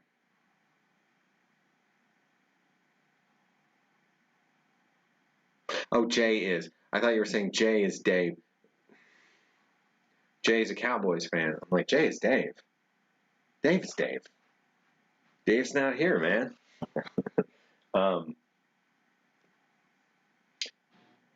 Yeah. Long story short, I don't really follow a ton of sports anymore. I did try for a while. All through up till the end of college, I would have said I followed the Steelers the most. But at this point, I lived in Montana for 10 years, and Montana, interesting thing about that, has no professional sports teams. So I'm just trying to get a picture of this, and it's just coming through. Colors are getting wrecked no matter where I'm looking at it. There we go, maybe like this.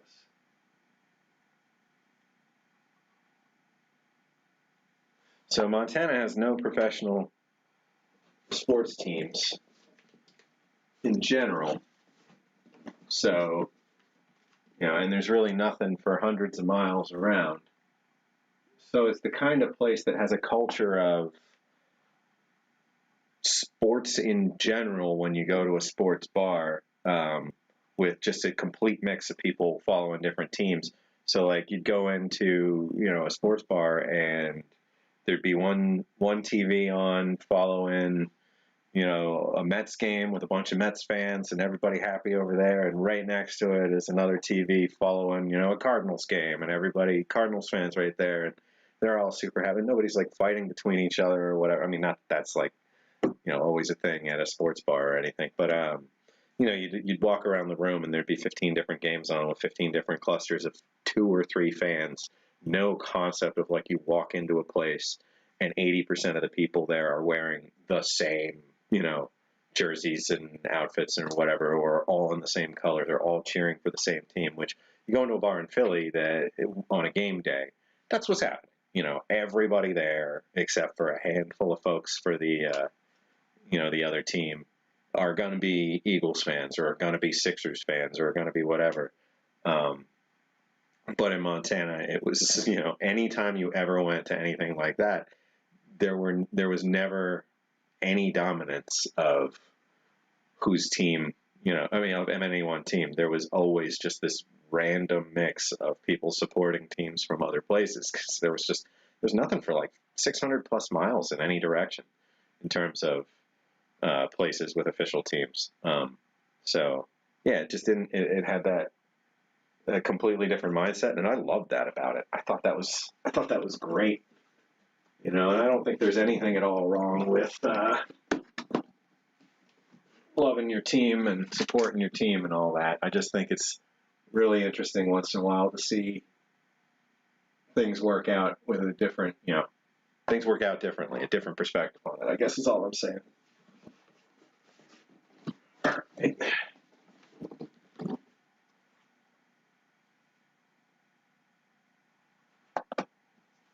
Okay, so in this thing, we've got a bunch of pieces. Let's take the camera up here for a second. So we've got, in this bag, we've got a dosimeter calibration and reset station. You put the dosimeter over this point here, and you use this wheel knob, to adjust it and center it. Get it zeroed back out after taking the reading. Here are 2 dosimeters. Bendix Corporation. And if anybody's wondering what I mean, so these are pens with a physical element inside with a little filament that moves along a track based on how much exposure there's been to radiation. And you would go get it measured and make a note of it and then reset it so that you could continually use the same meter to track your exposure over time, and get a feel for when there's spikes or just your cumulative exposure. It doesn't tell you what your exposure is in the moment. It just, if you wear it for 10 hours and you see what's absorbed, then that's, divide it by 10 and that's your exposure per hour if you want to do it like that. But, to really get an exposure rate, you should do it, hourly or every half hour, something like that. So here's the actual meter. In this kit, it's a CDV 715, which I believe we're looking at a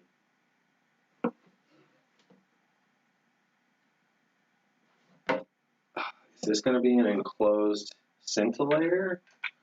Let's see. I can't recall. Let's take a look inside. Usually with a Geiger Mueller, you're going to have an extended tube. Okay, so this is an ion cloud chamber, is what this is. So yeah, with most Geiger counters, you'll see like a handheld wand, or a wand on the end of a stick, or a piece on the outside of the box with a metal container around it. Generally, they're an elongated tube, and you want to point them directly at the source of radiation. This is an ion cloud chamber. So this, when fired up, produces a cloud in here that will react in a way that's detectable when it encounters radiation. So, ionizing radiation. So then you see it check out up there. This one was a later model. It's very simplified. It takes 1 D battery, and that's it.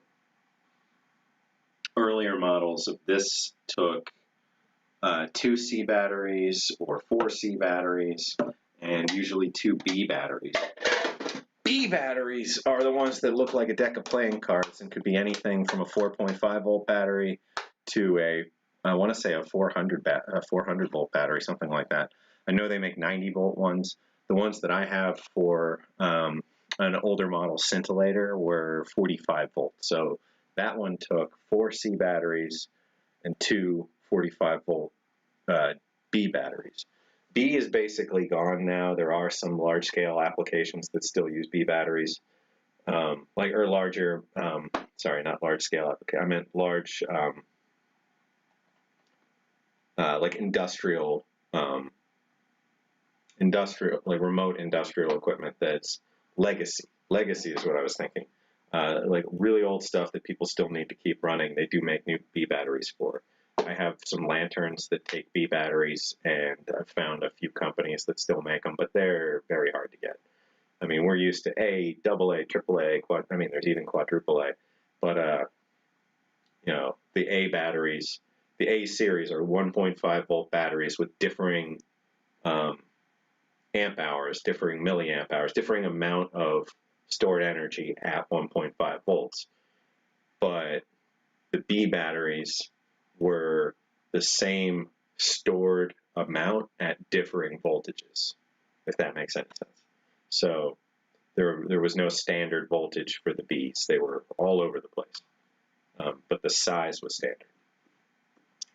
Cs, you know, we know of just, they're standard. They're just 1.5 volt, same milliamp, or not same milliamp hours, but same physical size. And the Ds are just a little bigger than those, also 1.5.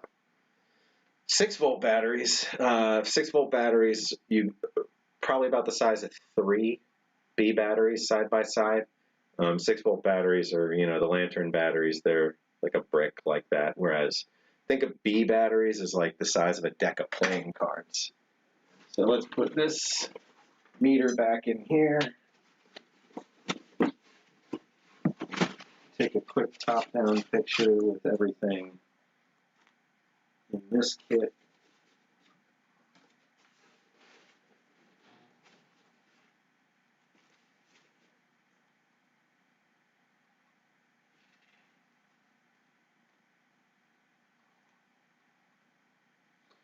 All right.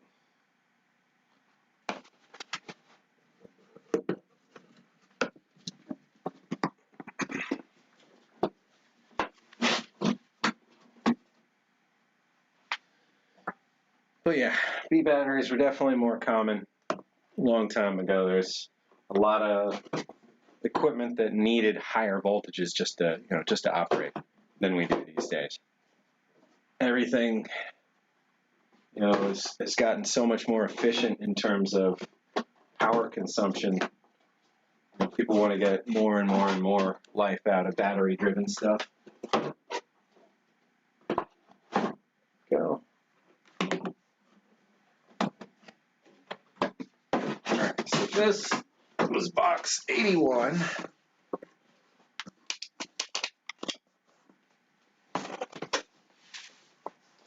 I think somebody brought a tactical flashlight into Walmart for an A battery. They were pretty expensive, just an A. I don't know that I've seen. I know tactical flashlights, a lot of them use CR123s, which are pricier batteries. They're like the compact 3.6 or 3 volt or something like that. Yeah, those are definitely pricier, but just A. I don't think I've seen those either. I know we're used to double, triple, quadruple, but yeah, I wonder what A would be.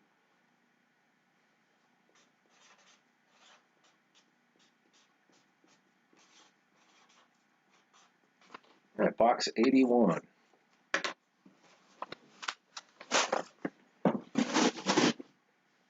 Okay, so moving on, we've got 4 more possible boxes for right now.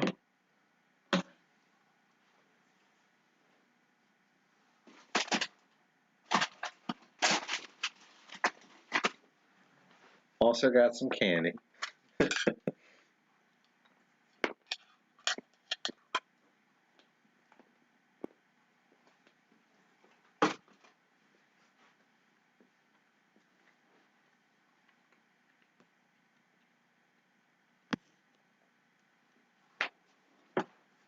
Pete says it looked like a shortened AA battery. That's what the CR123s look like. They're about, you know, like a AA would be like, you know, this, and a CR123 would be like that, and about the same size around.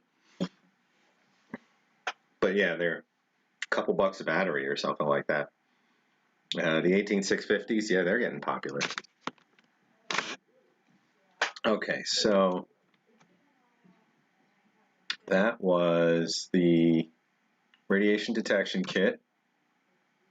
So, yeah, now we're going to move on to a new box. Let's see what this one up top is. Oh, okay. So this has the escape and evasion stuff we were looking at recently. And it's got an Italian ration that needs restoration that we didn't photograph this. Oh, this is in rough shape. I mean, there's salvageable stuff in here for sure. Like,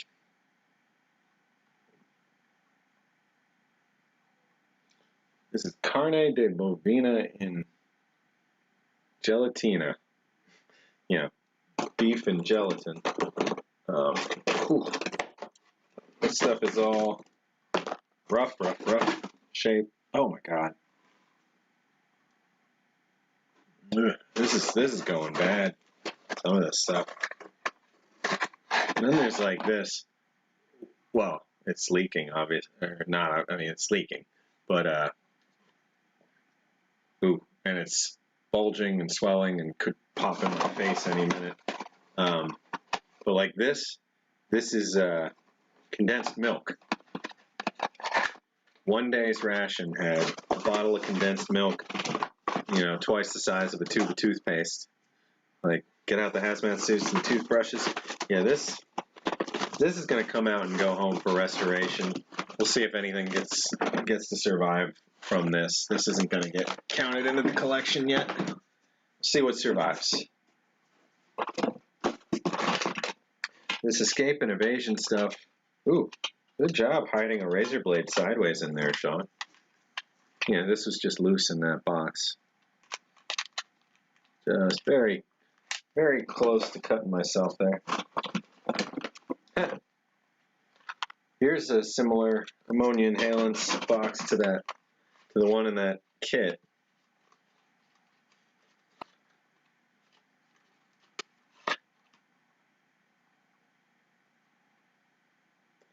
This is iodine. It's not ammonia. So the ammonia inhalants. God, this is almost certainly asbestos around these superfine fibers.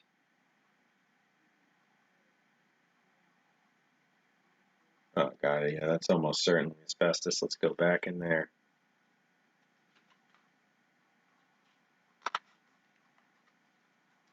So you'd crush those, and it would soak into that outer material. Oh god, why did I take that out and not put that?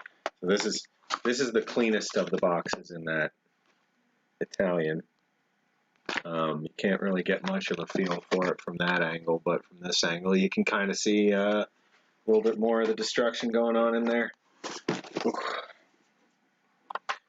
So yeah, those inhalants, you would you'd crush them, it would soak into the the fabric, cotton, asbestos, whatever it is that's around them, and then it's supposed to wake you the heck up. I can't recall the context for getting the rest of these little first aid bits. Probably with parts alongside one of these other things. So I don't know. Let's see. I'm putting this to the side. This is the escape and evasion stuff. I don't have much else in the way for that. I could make this a box for escape and evasion. There's also a food packet survival. Can't remember if it's a tropical or an Arctic in there. I think it's tropical that we got recently. All right, this is all the paper ads.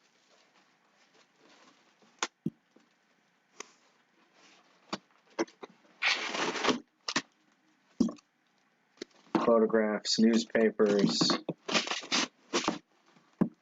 All right, so let's see. Gonna get a feel for what's in this box. Do it in sections. We've got. All right, we'll jump into this one next then. There we go.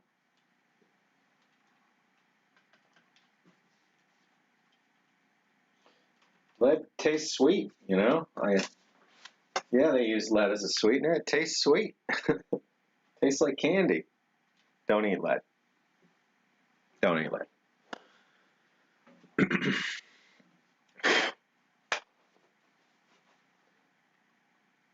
You know, asbestos was a great insulator. Great way to dissipate heat. Like, you know, we didn't know that the fibers would get into our lungs and cause mesothelioma until enough time had passed that we could analyze exposure to it and all that kind of stuff, which we weren't doing too much with anything until the 1900s. There's all kinds of stuff we were exposing ourselves to for centuries that, you know, with everything else that would kill you by the time you were 50, you know, in the 1400s or the 1100s or whatever, you weren't going to notice, you know, the effects of, you know, some materials that we consider extremely toxic today. Just weren't going to be able to tell it apart from everything else that's happening to you. All right, so this I'm going to keep in the plastic until I scan it later. This is that issue of Yank that was sent our way by, oh shoot, was this JW Speaker MRE? What was this? Let's see.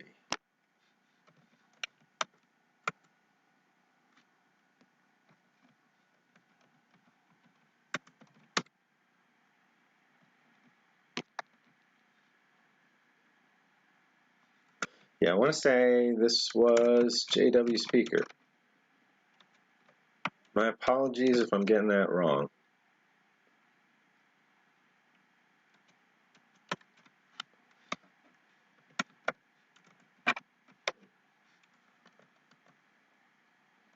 This one, the reason it was sent my way was that it has Chow line in France as the main story.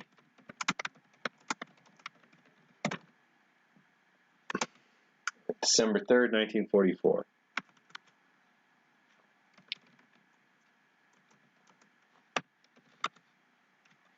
I just want the year there. Oh, Corey, I see you in here. If you want to take over typing, just say so.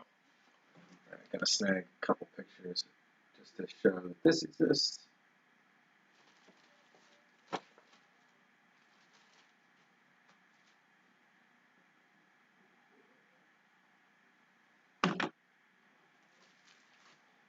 Right.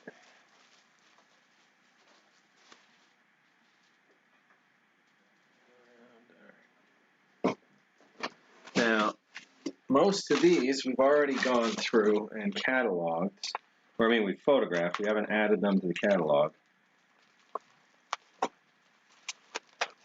So we've got series 1, 2, 3, 4, these are cataloged. Keep saying that, but what I mean is these have been scanned properly. So we've got series 5 unscanned. These were sent in alongside that magazine.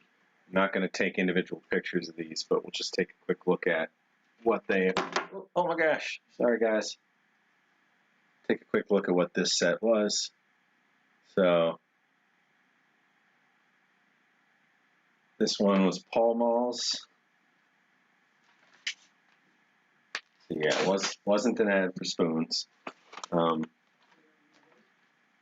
This one, names for the Whitman's chocolates.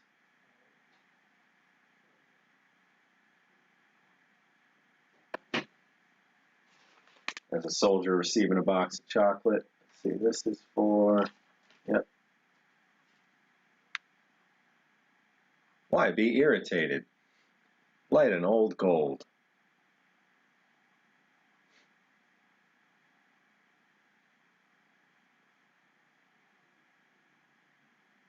Apple honey, wait, let's see.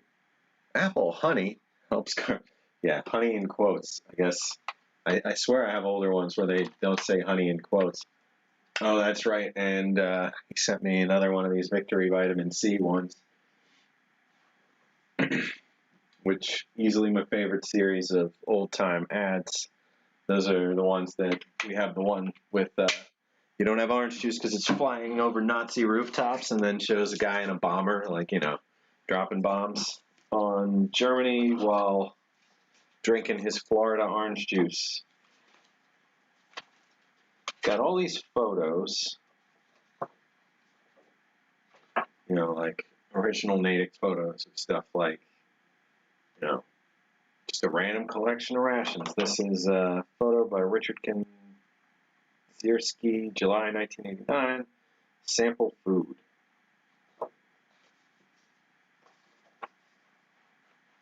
These are the 2 cans from my icon for, I think, YouTube and Twitch, or Twitter. I think, and Twitch. But the cans are like out and held in an outstretched hand. But these are the same 2 cans, I think. This is from 1940. You can see the size and shape of the D ration chocolate bar up there. Very small.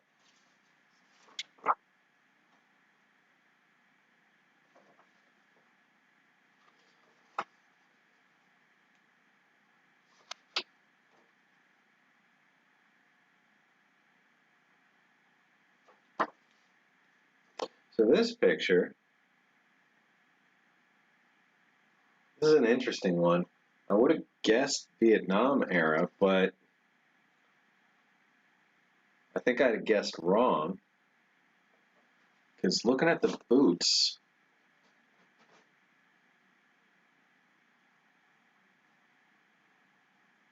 really a much older style. And then looking at the date on this,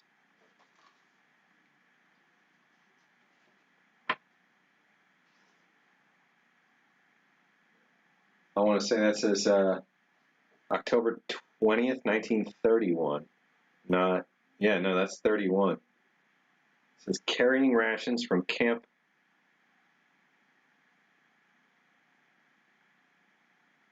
I'm not sure. From Camp Chorizo to Camp Lindo? From Camp Chorizo to Camp Lindo? Chorizo? No, it can't be Camp Chorizo. 1931. I'm not sure what that would have been.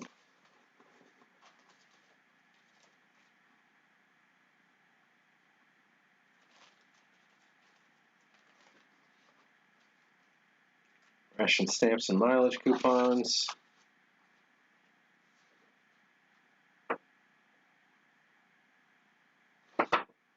This is something I'd always love. I mean, I need to find. This is the food galley. This is the warmer. So you wouldn't cook your food in here, but there are warmer plates inside, and then this whole upper compartment opened up and had cups and spoons and food trays. But would love to get my hands on one of those for the museum someday. Yeah, all these photos, I'd like to get scanned at some point. There's some really good ones.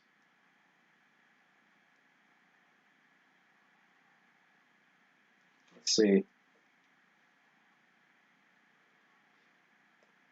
I'm Not sure what those are crates of. Oh, they're crates of like 30 millimeter shells or something like that.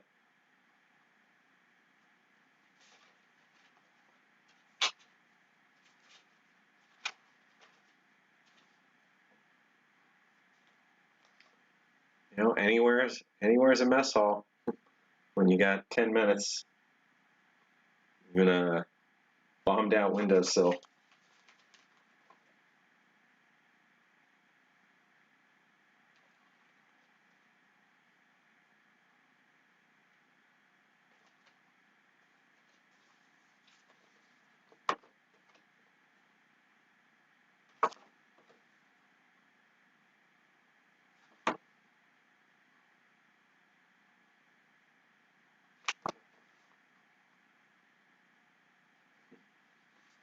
So this pile is all the food that one cadet would eat during their 12-week training as in the Bombardier Corps. So, that's just a neat image. It says the best fed man in the best fed army in the world, the U.S. aviation cadet, takes a surprised look at the mountain of food he eats during his 12 weeks training as a bombardier. Yeah, it's a lot of food there.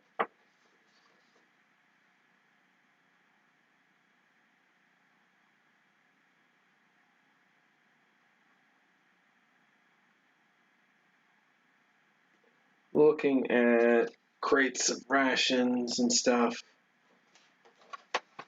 I was just thumbing through these because I realized I wanted to see if there was any really clear, good pictures of old 10-in-1s among these. Just looking for more of those. Here we've got crated produce. So you can see like crate with celery in it. Lots of crates with celery. Food for the U.S. Army.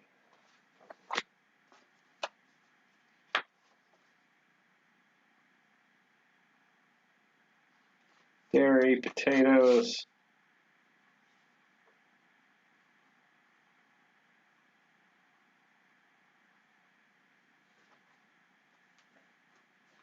Whole big thing of K-ration crates and barrels of something. Let's see. Here's one reason why American farmers are asked to produce more crops. It's a glimpse of enormous quantities of ration type K stacked in the Chicago Quartermaster Depot of the Army, ready for shipment to fighting men all over the world. The ration consists of 3 units, one for breakfast, another for dinner, and one for supper.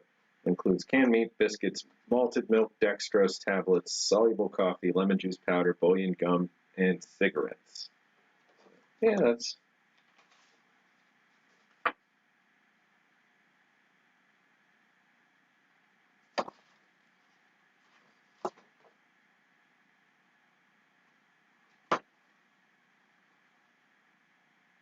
This guy's enjoying his,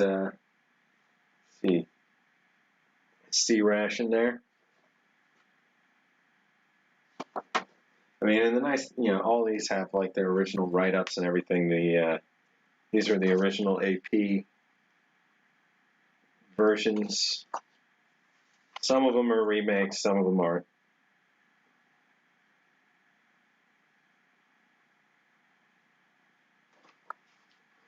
I always love this one. This guy's got his little C ration fort. This is Vietnam. This is 1966, March 1966. Quang Ngai Airfield, or Quang, I'm not sure how to pronounce Ngai, but always loved this one. It's got like the whole little mountain there.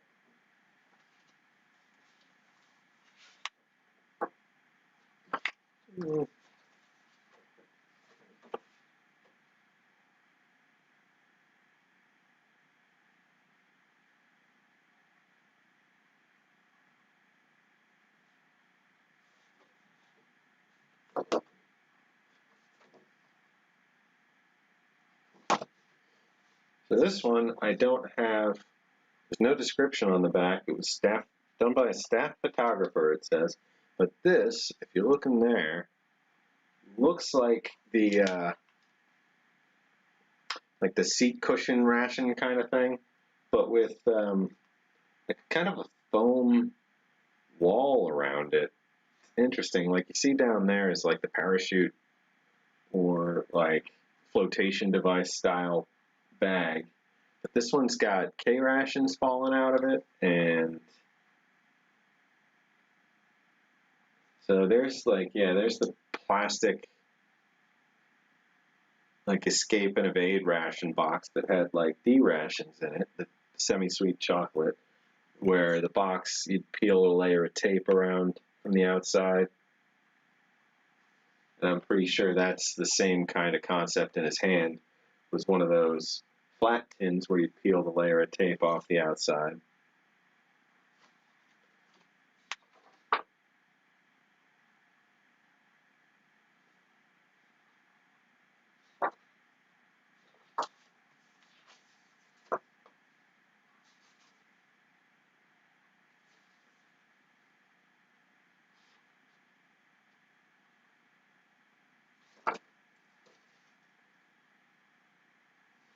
Some sea rations being unloaded in North Africa.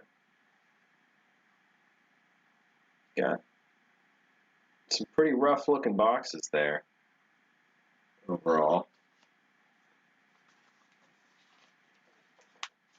This is all roughed up.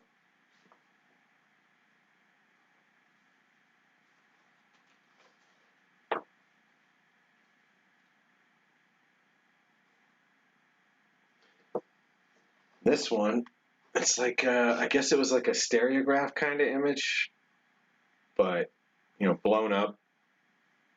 I guess either side is the same thing for the most part. But, so this is a soldier sitting next to cases and cases of hardtack in the Civil War. We can see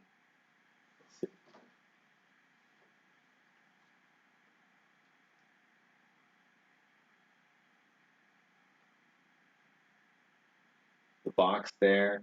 Army bread from the Union Mechanical Baking Company. 45 Leonard Street, something or other.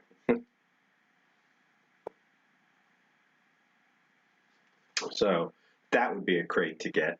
Anyone ever sees anything like that, oh my goodness, I am interested.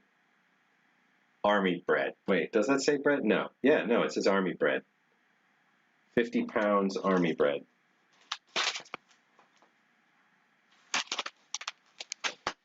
So yeah, I wanna like actually scan all these at some point, but there's not a ton of them.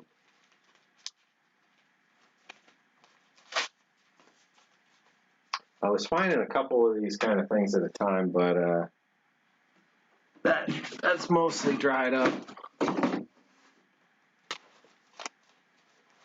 One or two folks have made it a pretty big goal to get as many of the ration-related stock, or not stock, but AP photos that exist out there. So I've been finding fewer and fewer, if not none, you know, that I don't already have, meaning they're replicas in the first place, if I already have them. But he's saying, need to cook supper soon. Not sure what. Yeah, I'm gonna have a snack in a little bit. It's 5:30, so we got time to do the rest of this box. It's all going to be stuff to scan, so I'm just going to write down what it is, and we're going to jump through to the next set. This, we've got a paper from World War I. War has ended. I'm going to want to mount all these things in a much better way eventually. So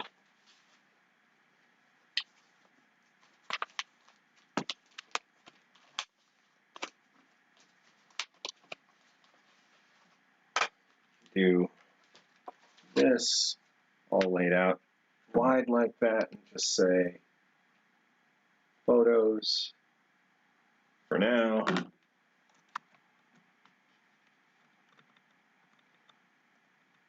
Oh, geez. Oh, heck. I didn't realize you were getting all that, Corey. Holy heck, thank you, man. All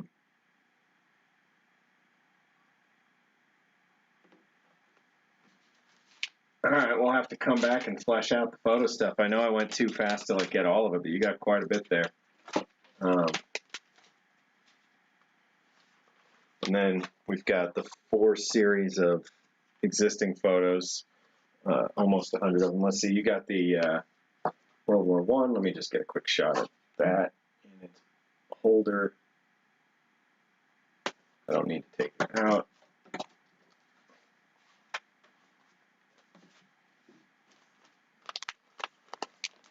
We've got various World War I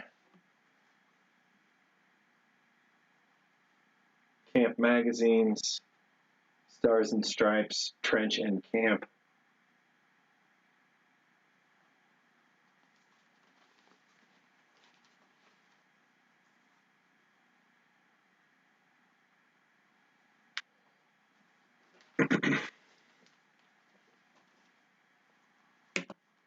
Got a 1919 World War I, well, holiday 1918 into 1919 World War I era, or just post-war era steering wheel for military drivers in the Quartermaster Corps. I'm going to get a lot of the reflection off of this.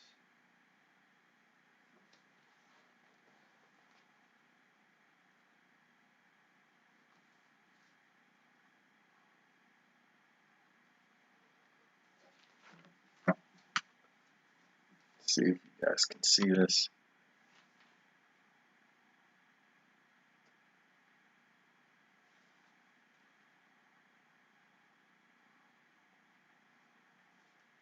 This issue dedicated to the war orphans of France. See, I don't want to open this up and thumb through it as much as I want. I mean, I do want to, but I'm not going to right now. These kinds of things, I want to make sure the next time that we open the containers and handle them, that it's the last time they're coming out of those containers and they're going into something more appropriate long term. You know, like preserving these newspapers is, you know, going to be. Wait, who'd I get excited? Or is that you? Are you the old newspaper guy? Newspapers are selling their photo archives. In fact, when I searched eBay for Natick Labs pics, found some from the paper where I worked for 15 years. Yeah, you know, a lot of that stuff does. So I guess, like you're saying, you know, it's kind of cyclical. You'll have to just wait for the next round of stuff, but there will be a kind of steady dump of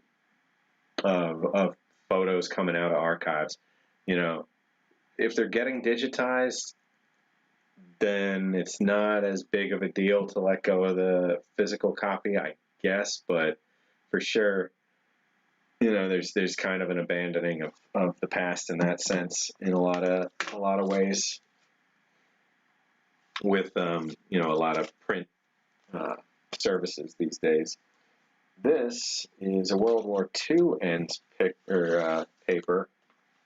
Let's see. Fold it another way. This one's in a lot better shape, so I'm not too terrified to handle it right now. But this one's from Norristown. So I really always liked just the word peace on here is made up of a bunch of photos. Just because it's a very modern style, but this is, you know, 76 years old. So this is August 14th, 1945. The other side of this talks about Truman.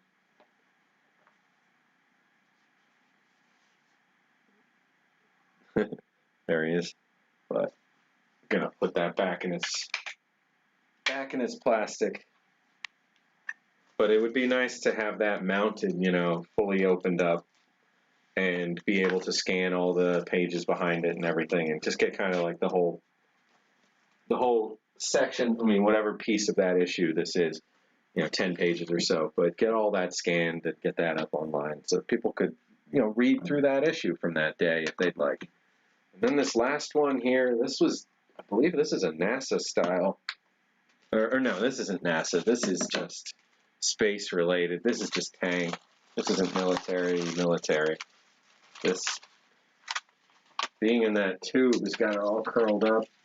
I need somewhere to flatten it back out, or I need to remember to flatten it back out.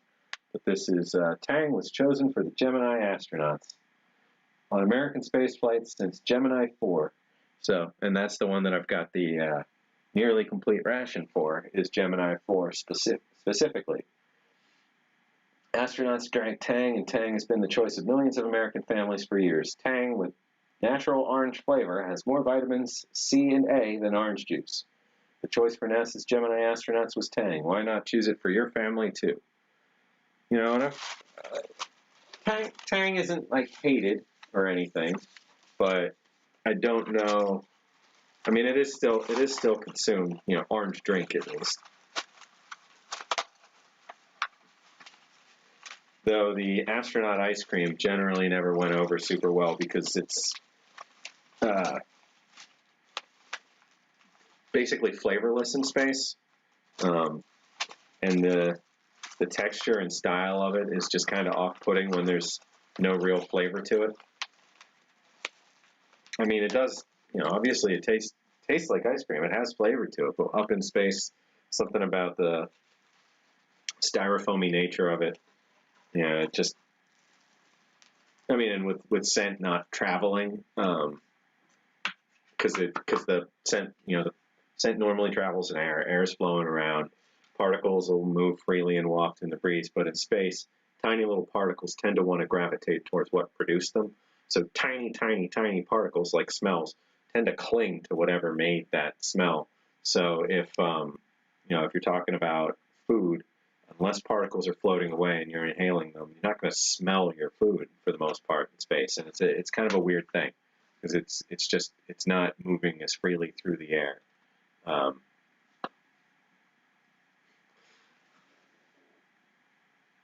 Kaylin says she's got some Tang powder I bought earlier this year, and Corey says I can't astronaut.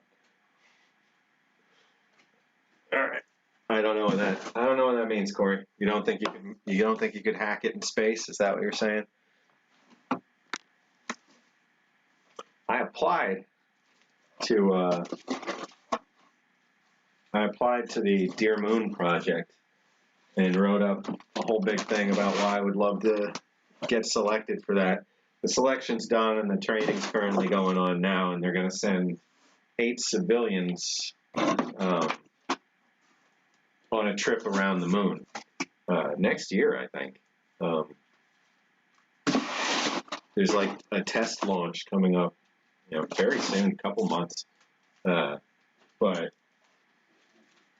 it's going to be like 4 days long or 5 days long. Maybe it's 7. I forget. It's quite a long trip. They're going to live in space on one of the Starship spaceships, and go out, fly around the back of the moon, and then come all the way back to the Earth. They're not going to orbit the moon. It's just going to be like a slingshot pass it and return mission, funded by Japanese billionaire. But I wanted to, talk about the rations for the mission and the food, and talk about the history of space rations and all that kind of stuff if I had gotten picked. But didn't make it even to round 2, so wasn't close. But hey, let's get the museum super popular and well known so that next time, I don't know, I'd love to talk to the folks at SpaceX that are planning out the first human flights to Mars under their company, at least. Like what kind of rations they're going to be making. What we saw in the movie The Martian, their kind of idea of what it would be to send folks on a trip that long. What kind of rations they'd give them, and then in the end, he just grew and ate a ton of potatoes. But I'd love to see what's going into the development of food that's going to be on the first human flights to Mars, because you're going to be in space for a year, pretty much, at least, to go to Mars, spend even a few days there, and come back. So, really, going to be neat to see what people take up there, how it's formulated and tested, all of that, and if it's a hand-in-hand project with Natick, or standalone thing, who all gets brought into that, it's just going to be neat to see. So speaking of food, space food and all that, what should we grab out of here for another snack? Well, we've got this biscuit. What kind of biscuit is this, Rachel? Is it just like a standalone, eat it by itself kind of thing, or should I eat it with something?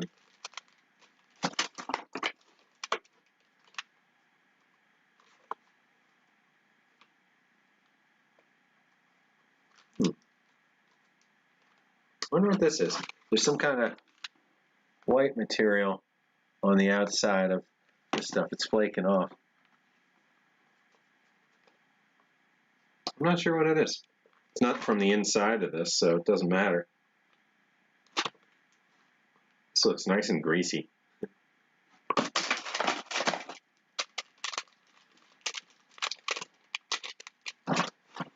Kaylin's saying they'll have to eat that for a while before they go up, just so they can get used to it. I think that makes sense. And how lucky are they, right? Getting to eat rations long before their trip where they have to eat rations. That would be cool. This and that with Matt. Thanks for coming by tonight. I hope you had a good time. Thanks for sticking around for, like 3 hours. I appreciate it. It's a long stream, I know. We'll see you again next time. All right, I'm going to open up this Graf Kix. We're going to see what this tastes like. All right.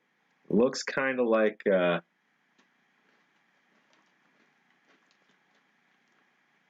flatbread.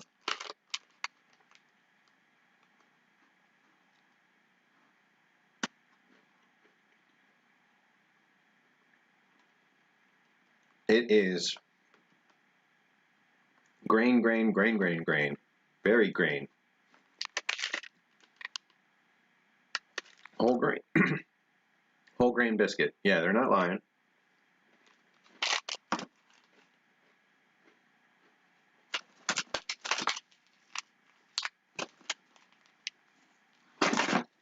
Let's have a second coffee. And oh, there we go. Get that water going.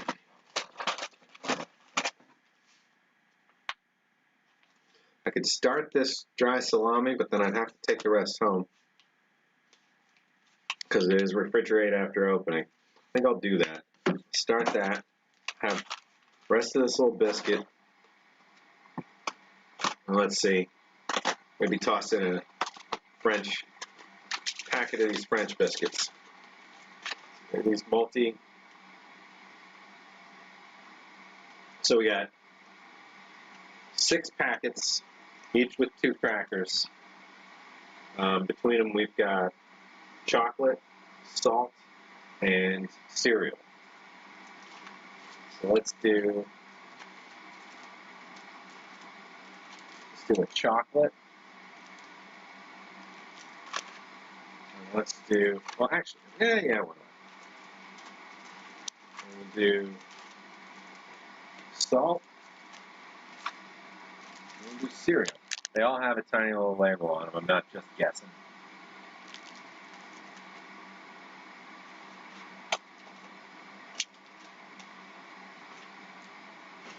I'm kind of sad I didn't think to have something spreadable to go with these when I opened them up. There. No, okay. But this is going to be good.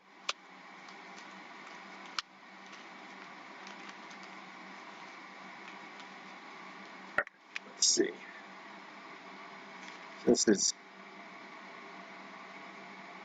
Gastro's Craft Meats. And we're going to do... We're going to do the French Cafe Arabica. When the water boils.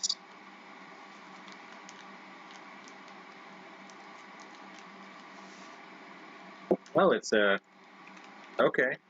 It's another 3-in-1. So you got your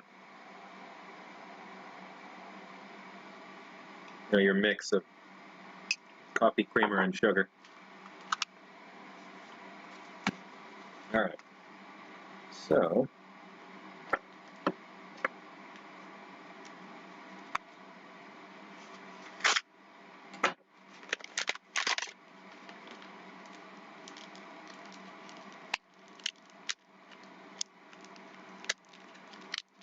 comes in a inner plastic, and I'm just going to go straight on through. Well, push it up further in the packaging so I have something to kind of slot it back into, but there we go. Put this paper back.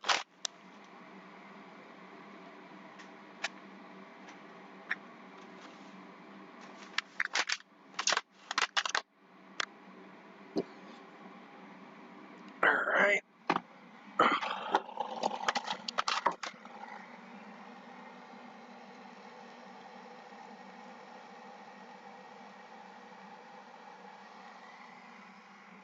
Wasn't anywhere near as much material in there physically, so I assume it won't be anywhere near as strong or sweet as the last one. I wanted to go a little less on the liquid, but I don't think I stopped quite early enough. All right, so we'll let that cool a tiny bit. Get that out of the way.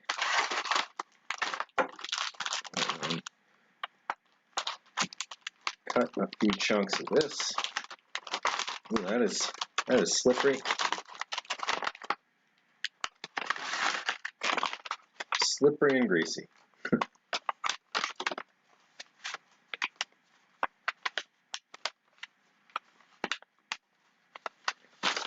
Looks like almost like chorizo, in the style.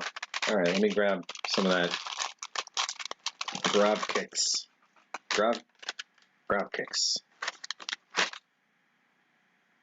Hey, spicy tuna.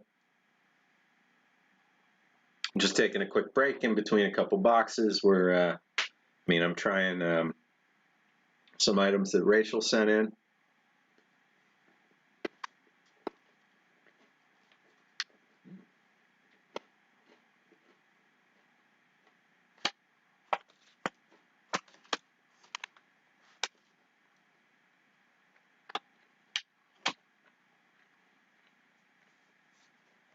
I'm not sure if this outer layer should be eaten or not.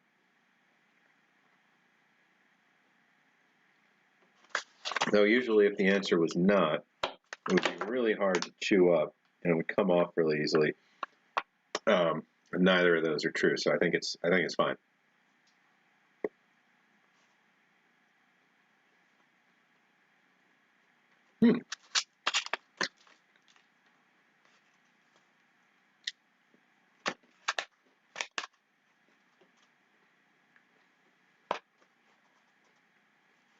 Oh, it is.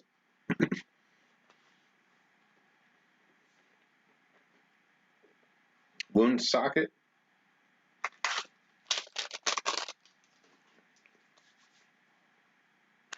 It is extremely good.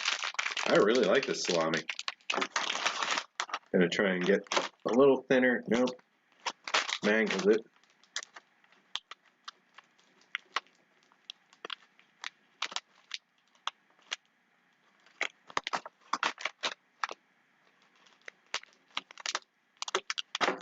You're definitely not going to be able to get rid of all this in one sitting.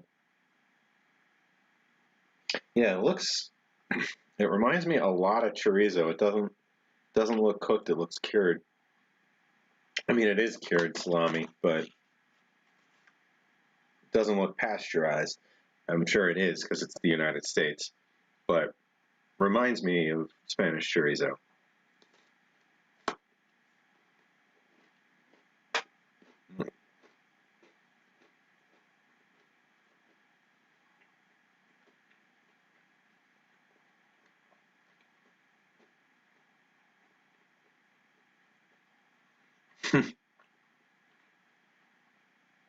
The end piece looked like a meat form of a Reese's peanut butter cup.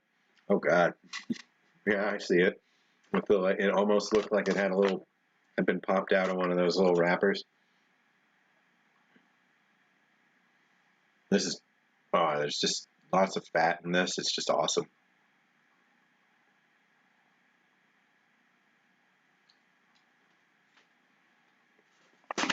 All right, haven't tried any of these.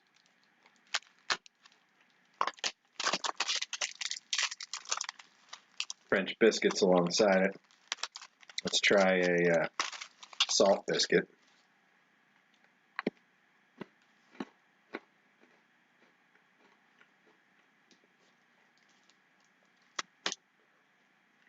I haven't seen this old house since it was still Bob Vila. Vila? Bob Vila. Yeah, definitely was Vila. Okay. Ooh, it's good with the salt.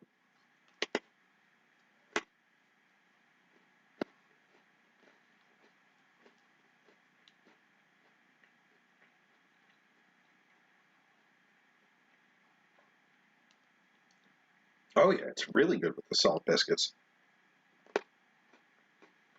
I'm enjoying it. Thank you very much, Rachel.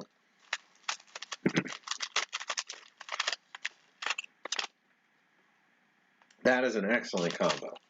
Putting these two things together.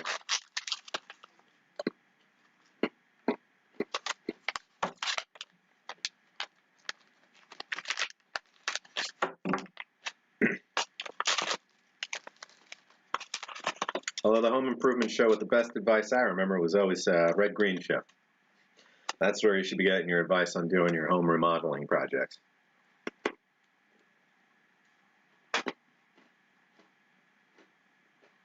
Hmm.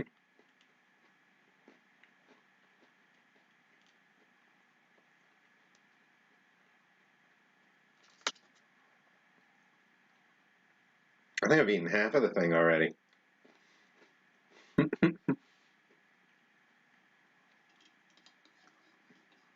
All right, do we think we let this cool for anywhere near long enough? Not cool enough, but really good. It's going to be a nice follow-up to this. There's a little bit of spiciness to the salami, not a ton, and mixed in with the saltiness of the crackers, followed up with some sweetness in the coffee. This is great.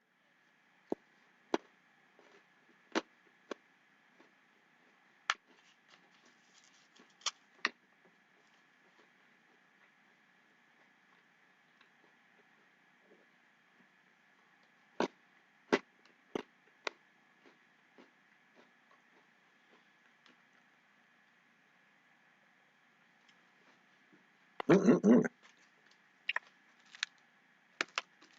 I'm going to try one of the chocolate biscuits dipped in the coffee.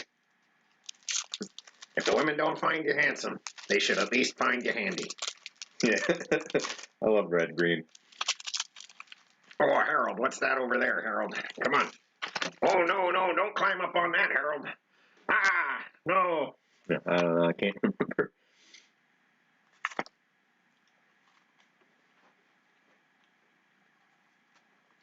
I am, that's what I'm eating right now, Rachel. I rolled it all out, we got about half of it left. And one packet each of the three types of the French biscuits.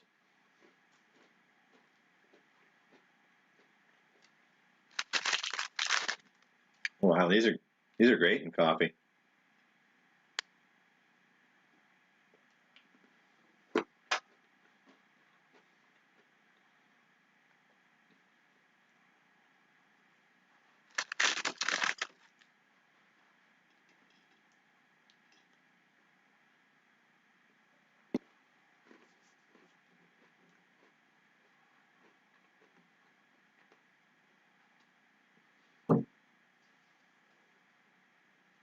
So there's 2 boxes over there.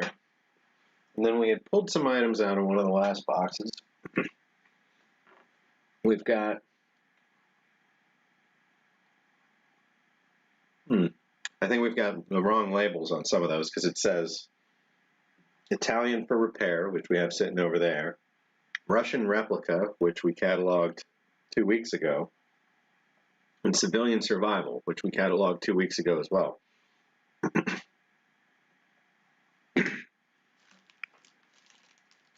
Let's see, we got cereal crackers here, and then I think I'll roll back up the rest of the salami and take that home. That's a lot.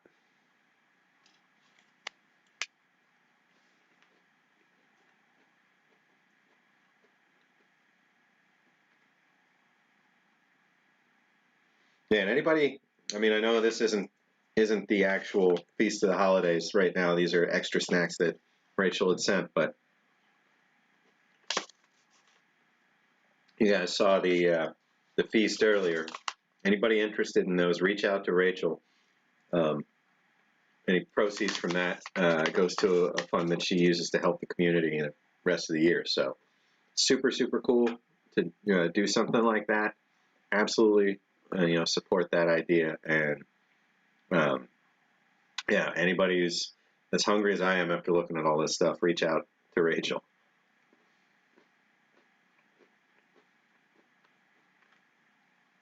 Ford been saying it's only 6 o'clock here and it's already dark. Yep, we're in the same time zone and it is full-on nighttime already.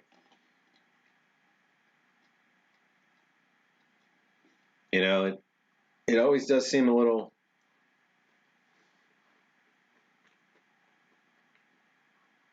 weird during the transition, but then we get used to it. And I guess it, still serves somewhat of a purpose, but the older I get, the more I think Indiana East and Arizona have it right by just saying, you know what, nah, we're just the same time all year round.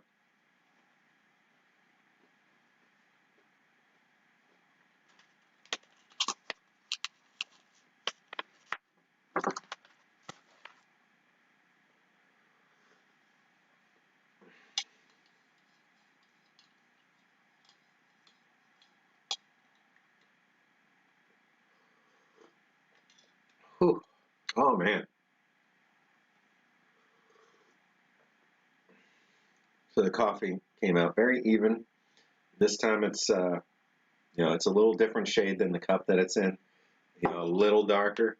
That 3-in-1 that we tried earlier was very pale, so it pretty much matched the color of the mug exactly. It was pretty neat.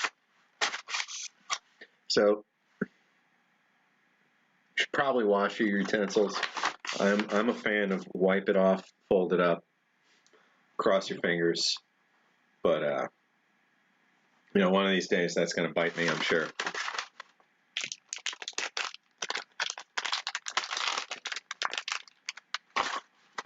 All right. Concentrate everything there into the middle.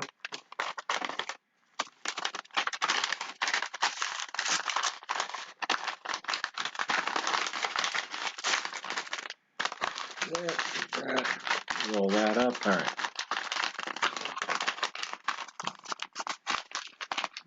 Well, that's still such a shame to think about. Looking at, Rachel said that she donated, they donated $500 to Chris's family, who was a longtime member of the Ration community and passed earlier this year.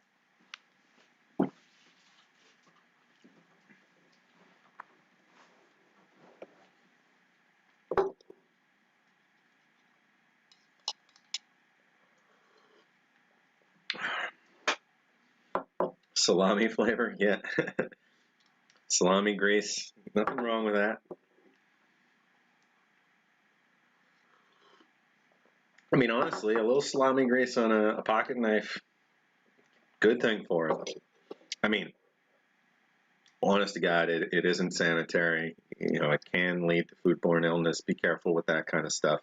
But, you know, for cutting things and keeping the blade in good condition, a little oil's not the end of the world. But yeah, I am using this on food, and I probably should clean it. So sorry.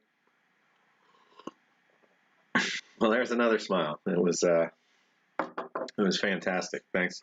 You're gonna, you know, you'll keep seeing chunks coming out of this. You guys are great. You know, between you and you and Tim and Yossi and you know, Bob and all kinds of other great folks out there. You know, I've got snacks for days. You know. All right, let's see. Corey's got a billion things cataloged here.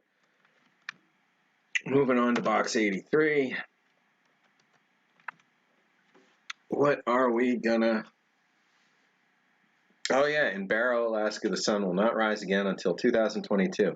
It went down, I want to say on the 18th, right, Pete? Maybe 18th or 19th. And it doesn't come back up until, I want to say, somewhere in February. So it's like 70 days of pure darkness or something like that. Yeah.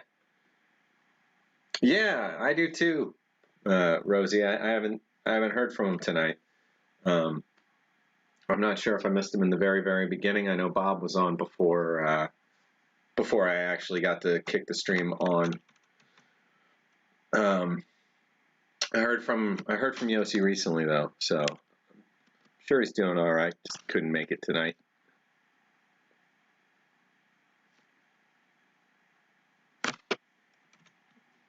All right, let's see. Oh, the movie 30 Days of Night. I never actually watched that. That's a vampire movie, I assume, right? Yeah, vampires come out. You know, I mean, seems like it would be a great place for vampires to prey on folks for a good chunk of the year is the poles. Well, I mean, the towns in the super northern climates, I guess not really. Like, there's not a lot of folks there.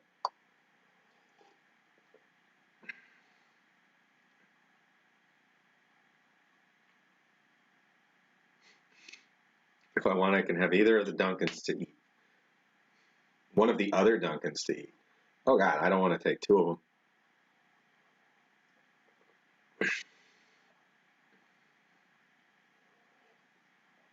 Though, let's talk about that. I should eat a Dunkin's on stream at some point. I've eaten a lot on this stream. I shouldn't keep taking up time snacking. I've got a good snack in me. I should jump to the next box of things. So we've got some escape and evade stuff. Let's see what this box is that was mislabeled. So this is the one that's got all kinds of various items that we were starting to sort out last time. Oh, you guys can't see that camera right now. Lots of stuff. So this has got paper products. This has got empty cans. This has got Canadian rations. This has got the recalled strawberry dairy shake. This is the one of the salmonella generations. So this is one that you absolutely should never open, handle, or eat. And yeah, two of those. So we've got two of the 2007 strawberry dairy shakes with the poison contents. We've got, let's see. Oh, some of this stuff I should have mixed into the other box. A lot of this is all civil defense. So let's do this one. This is civil defense stuff. I guess there's enough of it here that I wouldn't have been able to fit it in the other box anyway, so that works out. Let's do this. We'll get this started here, and then can transfer to this box down here. So this is going to be box 82.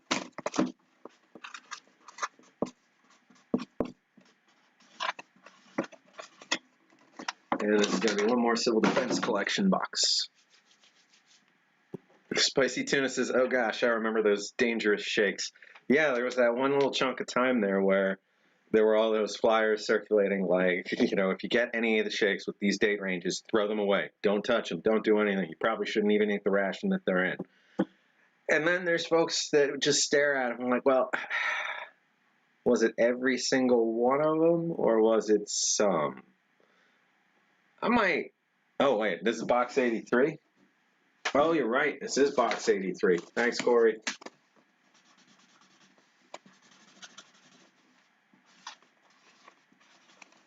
I'll flip it around. There we go.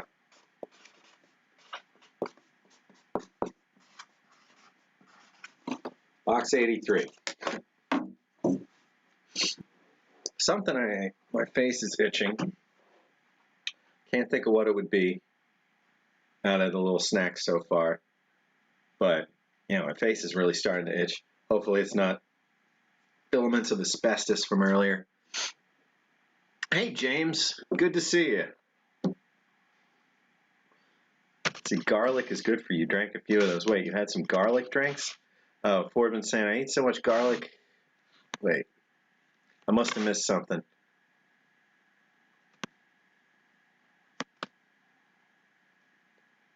Oh, geez, you got 20 of those bars coming in the next couple days. All right. Then I will eat one. Just not today. I've had a lot of candy and stuff.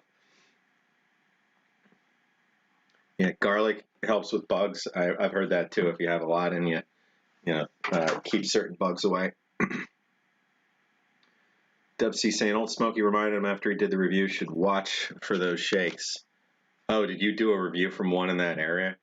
Or one in that era and possibly consumed one of them? Because, I mean, like, they're not all bad. Like, these shakes almost certainly don't have salmonella in them. But, there was some contamination while making certain lots that turned up in the field, and they traced it back, and they wanted to be more safe than sorry, so the range is wider, than the likelihood of actually getting one of the contaminated ones. Dub C saying he's drank a lot of the salmonella shakes and it's okay. So, yeah, I know I've had them. I know I've had them from that era while they were, actively available. I definitely had a ton of 07 MREs. That was the year where they were, very available. I went through, I don't know, probably 4 or 5 cases of 07s. 05 was another year that I went through a lot of. But yeah, never picked up salmonella from them. That being said, when I have them, they're dated and they're in those ranges for sure. I wouldn't open one up just to see if I get, salmonella from it. I just as soon skip it. Yeah, exactly. Rachel's saying my luck could get very sick. Same here.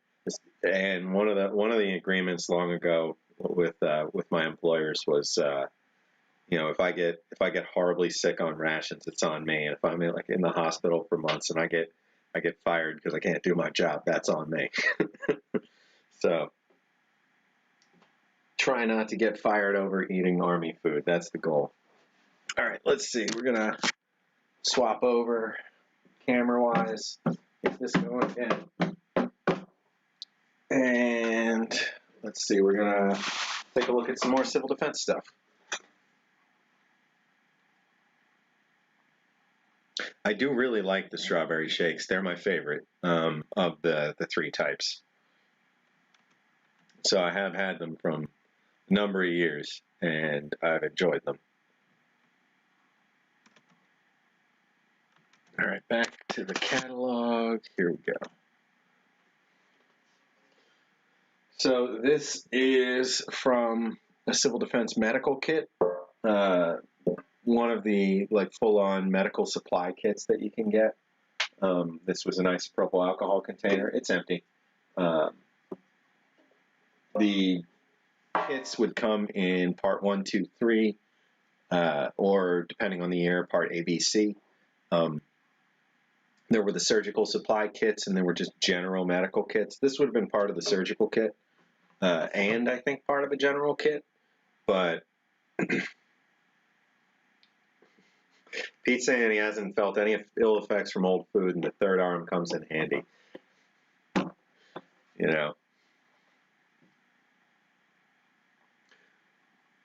So yeah, these kits would have, they'd be broken into a couple boxes.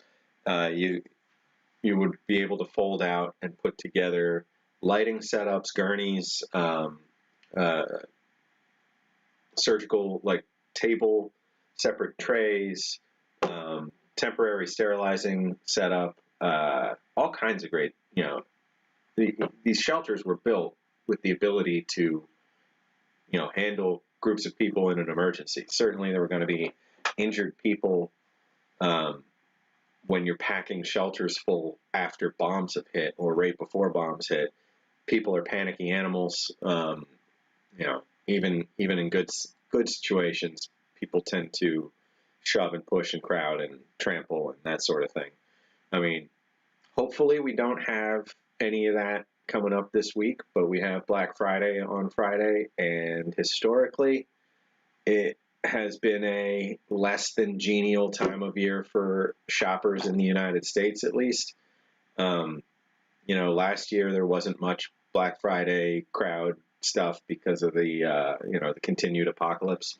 This year, with shopping being normal, I assume there's going to be more of a call back to the old days of everybody crowding at the doors of Best Buy and Walmart and everything else on the crack of dawn, waiting to storm in and fight over televisions and all that. Just if any of you guys are looking for any Black Friday deals this week, be careful, be considerate, be kind.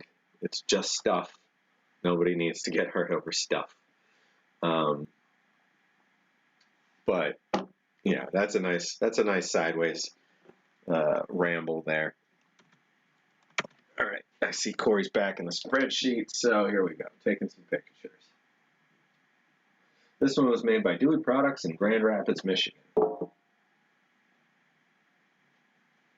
Let's see. Next item is also from a civil defense medical kit, and it is surgical tubing. The package is already ripped open when I got it, but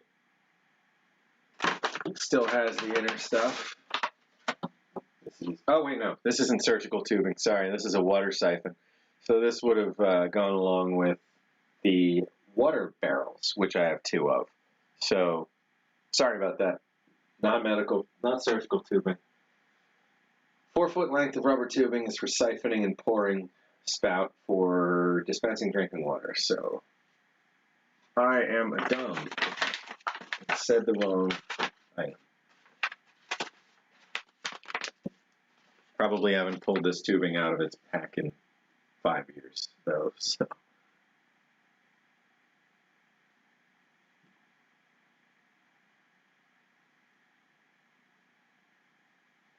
All right. Stuff back in there.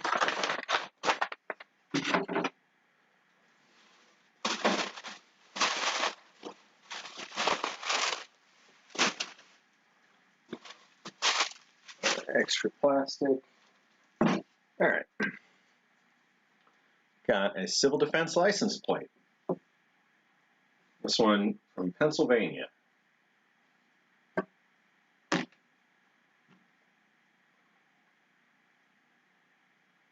From the size, it seems like a trailer or motorcycle plate. I don't think trailer, but I'm not sure. Because I know regular size plates were still a thing going back into the 40s or earlier, so this just seems very small.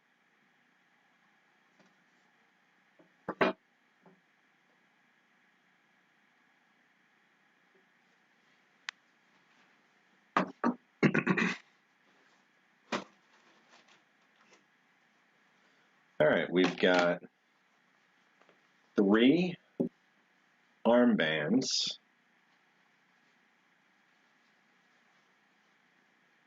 For the first aid core. So, whatever your position, you generally would get one of these, and you'd pin it or stitch it into your setup. I mean, into your uniform, your clothing, or whatever. But you would carry one of these.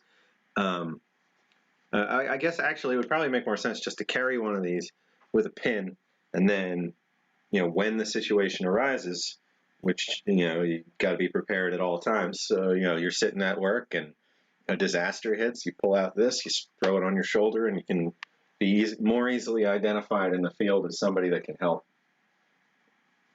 So things like that were important. You didn't need necessarily a whole Class A uniform. You just needed something to be identifiable.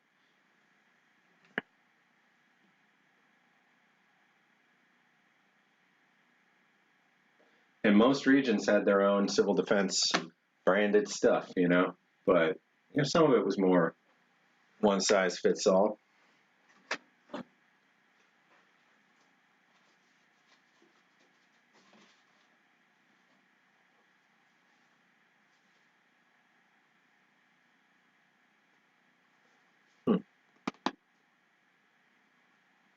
I'm not sure if this really fits. This is a civilian defense, civilian survival kit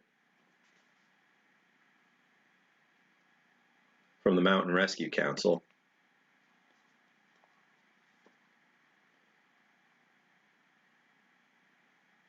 It's got matches, candle, sugar, salt, tea, bullion, wire, whistle, signal mirror, and a tarp in one of these. So this one, for pilots, hunters, hikers, and campers. Trying to find a maker on there. It's Mountain Rescue Council, but where was it made? You're saying is this a Tacoma kit?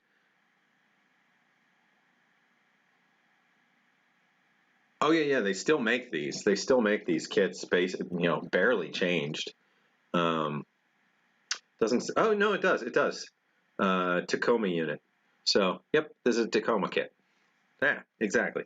Storm kit. Just a civilian survival ration.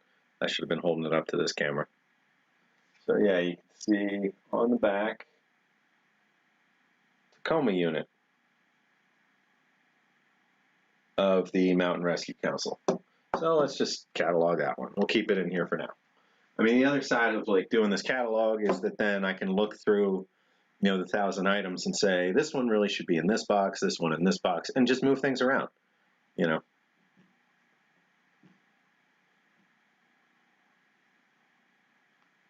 There's another one that's bigger. Yeah, I have seen them larger than this in the same form factor.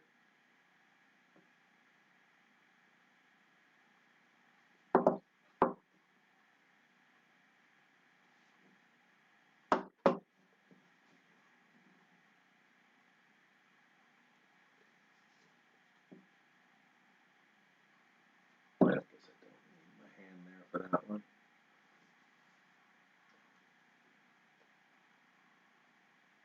Contains an 8-foot plastic tube to shelter your body from wind and rain, which steal vital body energy. Energy loss leads to exhaustion. Exhaustion can lead to death. So, this top label is probably the oldest looking part of it, just the coloring and textile and everything. Everything else doesn't look that old, but I would say, this is probably, 40, 50 years old.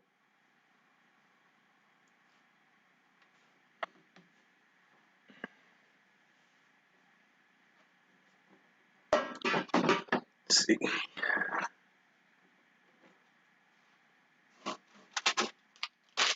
Oh, so this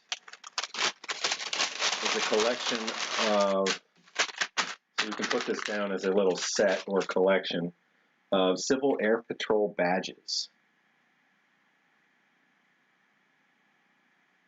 The PA 31st Wing of the Civil Air Patrol. The Texas Civil Air Patrol.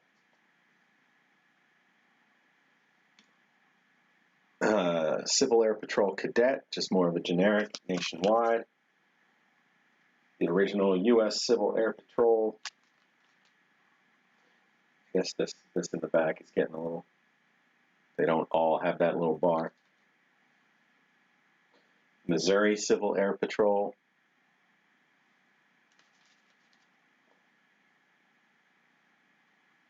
Connecticut Civil Air Patrol.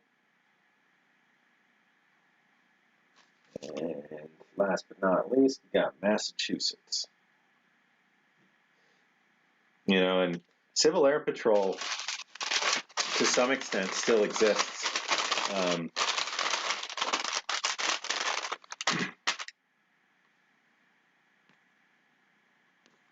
Wait, you just said, hey, Fred. Is Fred Thorne here? Hey, Fred!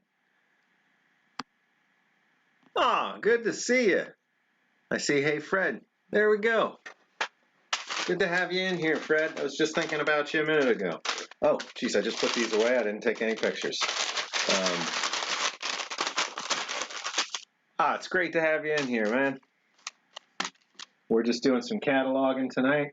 I had some snacks from Rachel.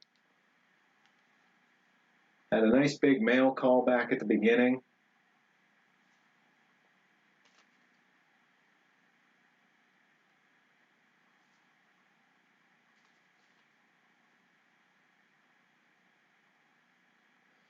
Right now we're just shooting some pictures of all these U.S. Civil Air Patrol patches.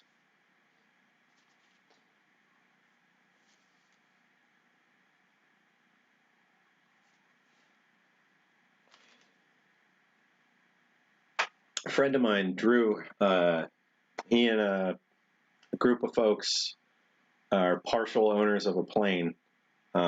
They have a 1963 Piper Cherokee that he let me fly last year, which, you know, it's not, oh my God. I've wanted to fly a plane forever, but finally got a chance to last year. And, he flies that plane, and there's, a bunch of other folks that are part owners in it, and they take it out on trips throughout the week and weekends, and they all have a shared logbook, and they pay, they share the cost of the storage and maintenance. But it's not the only plane he gets to fly. He does two other things so that he can get more flight time in. One of them is he volunteers as a tow pilot at a glider school, like an hour north of him, an hour and a half north of him. And the other one is he volunteers with the Forest Service to do air patrol, which is a modern day remnant of, and partner, like sister program of the Civil Air Patrol. There's a lot of folks that were in the Civil Air Patrol that are still doing forest fire, and there's a lot of Civil Air Patrol left in the U.S. that overlaps with Forest Fire Watch. They'll go up and they'll, just fly around, less populated regions where a fire could kick up and not be noticed right away. In Drew's case, he's flying over the Allegheny National Forest and flying over forests in New York and keeping an eye out for, for brush fires and forest fires and that sort of thing. But Civil Air Patrol had similar purpose, looking for downed planes, looking for fires, looking for damaged roadways or bridges or railways or anything like that. If there were to be, a war being fought on our soil, they would have all sorts of things that, would be considered, necessary reconnaissance for, for the full military. So, all these jobs have been, in some cases, replaced by pieces of FEMA or other national programs, but I still, I like the idea of civilians learning these things and volunteering and taking care of them ourselves without necessarily just saying, no, the government will step in and do this for us.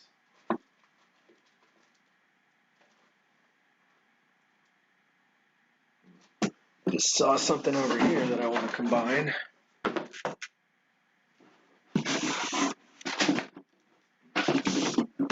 Pretty far back in this. Let's see. It didn't belong. There we go.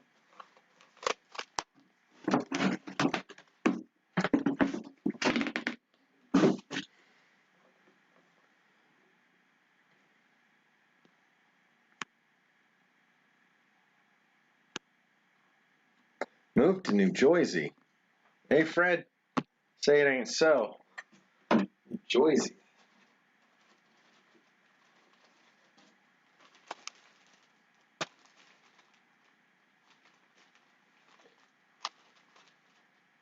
This is all family stuff. This I'll have to put somewhere else. That doesn't really fit. Same with these atomic energy books. They don't fit. All right, next civil defense item. This is a set of stickers for vehicles.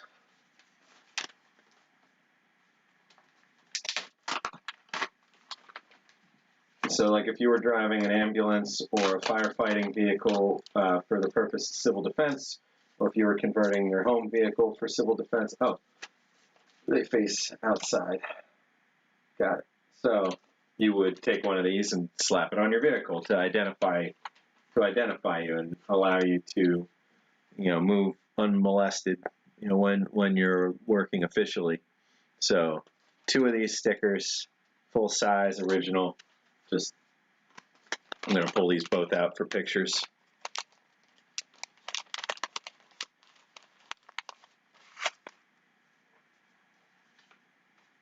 They're still stickers. I'm not going to try and peel them up at all, just because, then that starts their degradation. But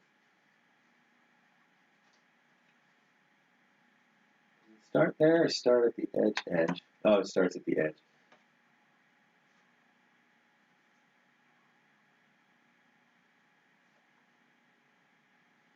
But yeah, neat things. And the nice thing about collecting the civil defense stuff is because there's so many variants for all the different towns. You should be able to find, a nice cross section of things like this if you were trying to start your own little collection. Want the civil defense logo on a hoodie? It's funny you say that. When we get a little better set up, I definitely want to make clothing out of some of the things that we have. And or make replica reproduction pieces that can help fund the museum a little bit.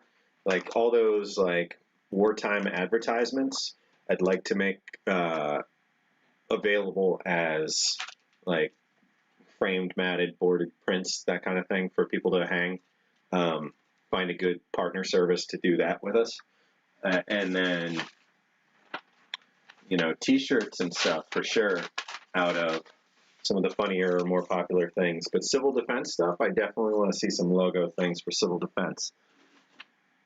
Because it's just so neat, I know that's not the most scientific reason to do things, but I always love the look and feel of these things. These will go in the library. This is not for this box, but Soviet military power, notes on communism and the Cold War, they'll go in the library.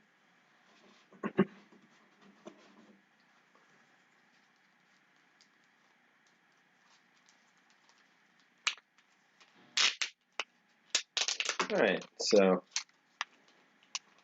next semi-random civil defense thing.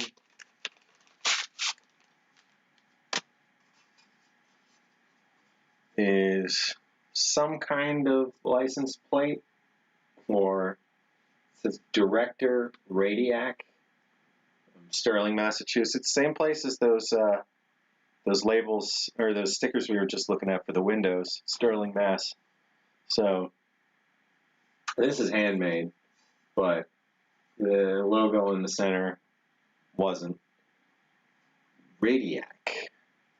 Radiac, is a brand of, a type of radiation detection equipment. But Director Radiac, I'm not sure what this would have been exactly.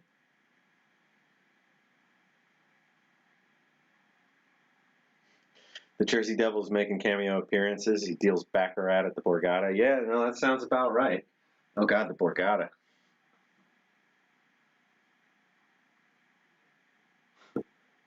I remember when that was new. I remember when that thing was just going up. It's almost 20 years old now. It's so fancy.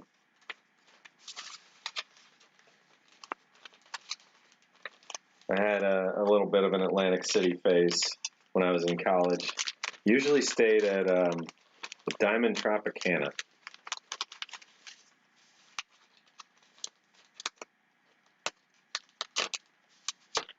I have not been back in a decade.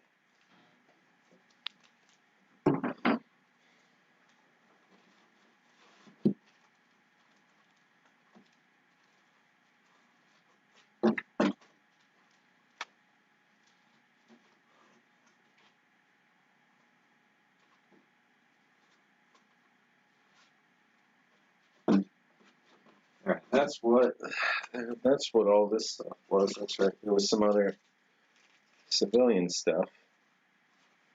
This we have lots of other examples of. We want to get together. Tokens. Paper stuff.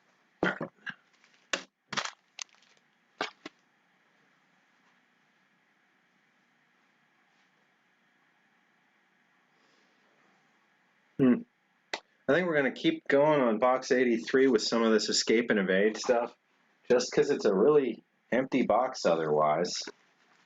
See, this is all family. Don't need to include these first aid items. Those I can put somewhere else, but we'll go for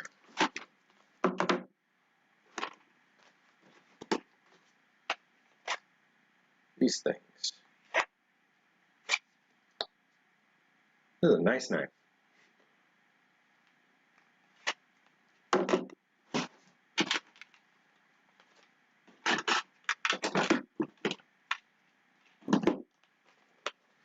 And these will just be things that probably get moved around to other containers eventually. All right, so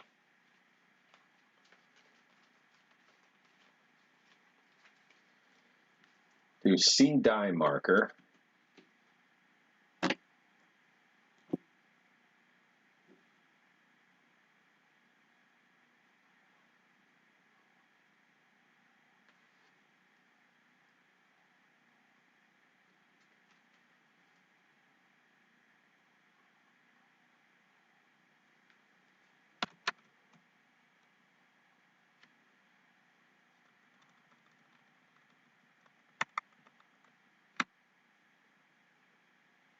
All right, yeah, so this is Escape and Evade Kit C die marker.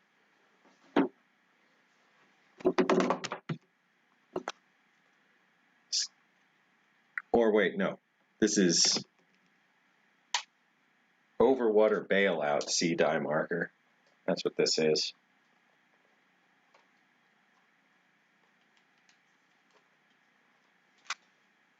Or is it a life raft kit? Now I'm not sure. I think this is a life raft kit. We'll call it life raft. Sorry to make you rewrite it. We'll call it. Oh God, you did it again. I made you rewrite it twice. Say yeah, life raft kit, C die marker, life raft kit, desalter. This is a Mark II seawater desalter. Bring that up there. This is from the Van Brode Milling Company. There's a lot of stuff. Usually it's the metal cans themselves, but this. Oh, don't want to start that, but this breaks out. I want to say that this kit makes one of the great big tents that do desalinating chemically. Yeah. Okay, so this is the mix the chemicals with seawater, and it should make drinking water. And it gives you the packets to do, a bunch of different runs of it.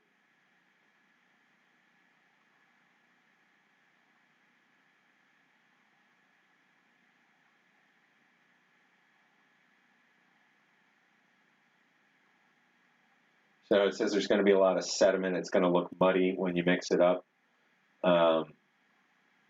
Basically, this kind just binds to the salt in the water and pulls it out and, makes it drop down as sediment. So the water's still going to be a bit brackish when you drink it, but nearly all of the salt is going to be removed. But this isn't the kind that you can just keep using. This has a very limited use. I'm not sure how many packs are in here, but each pack does 1 pint.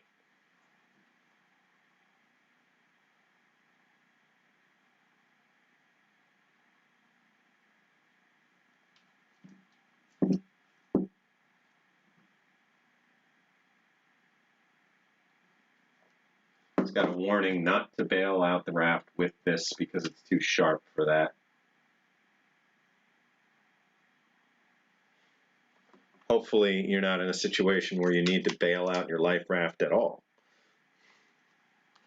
That can't be fun. But I assume in rough seas and rain and all kinds of reasons you'd have to bail out water. To bail water out of your raft. So this we've got sunscreen. So all this stuff is life raft kit. So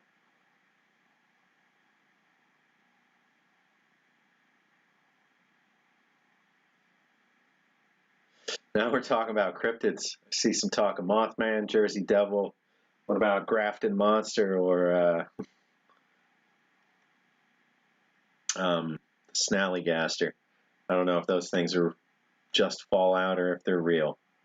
Or if they're more talked about than in Fallout. But yeah, Mothman. I've been holding that sunburn cream for a while. Let's see.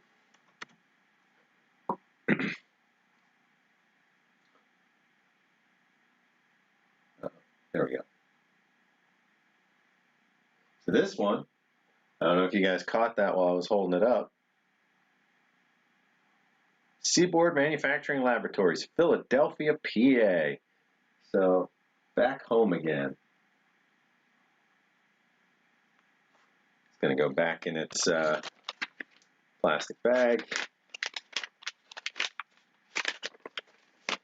Now there's a lot of stuff in the collection that could use time to clean it out, empty it, wipe it down.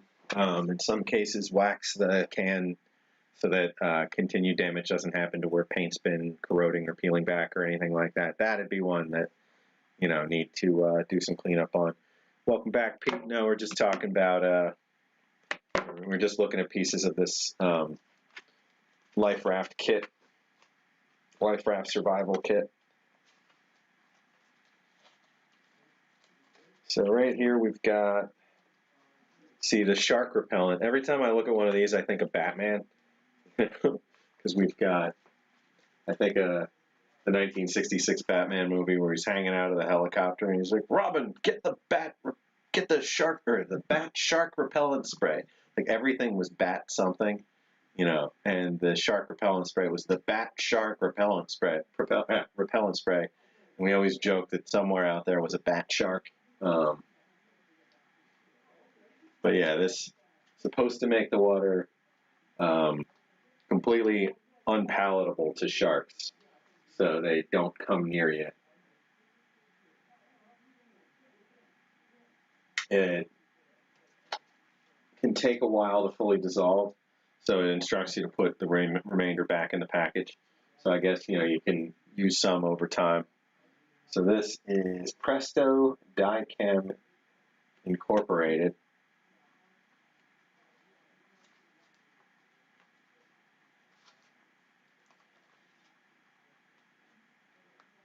All right, so let me coil up this little bit of string.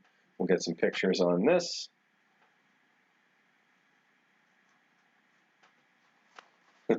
Oh, yeah.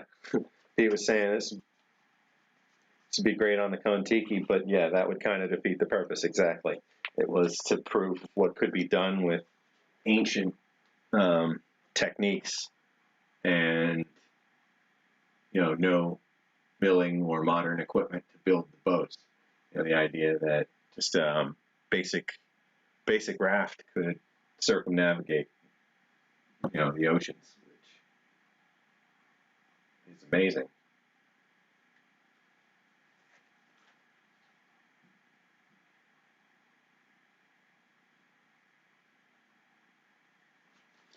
All right, so that's our shark repellent.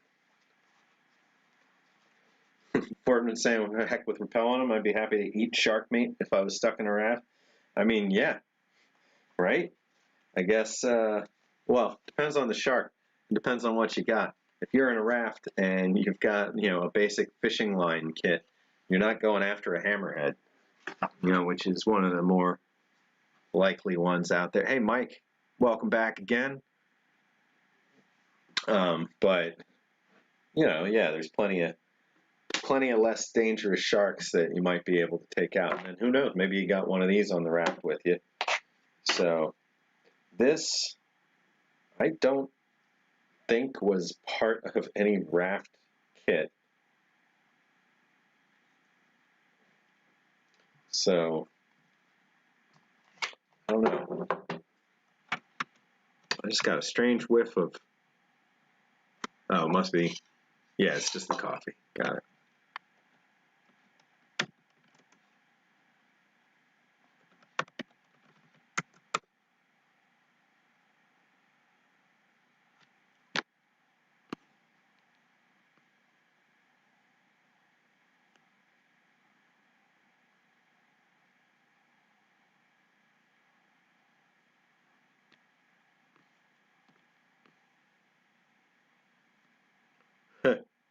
I'm just double checking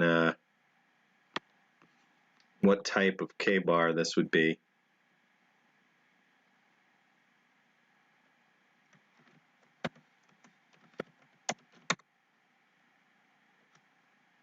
Or if, no, I was wondering if this might be an M7 bayonet, but no, definitely not. This is not the right style. They're a lot thinner and aren't necessarily super duper sharp. No. So, let's see. And it wouldn't be a K-bar if it was made in, wait. This is Ontario, 1987. Let's see.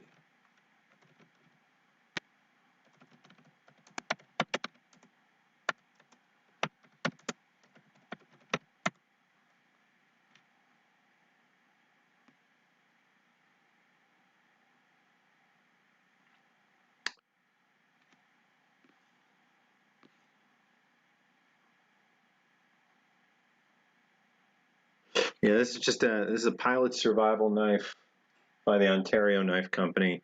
This one is 1987 or 987. I'm actually not sure if that's a model or if that's a year. Does anybody know? This isn't a K-bar. Eh.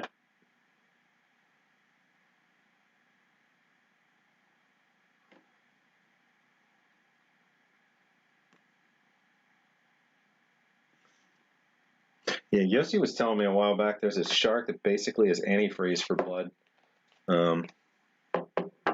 Swims super deep or something. What does the butt of that knife look like? It is a hexagon.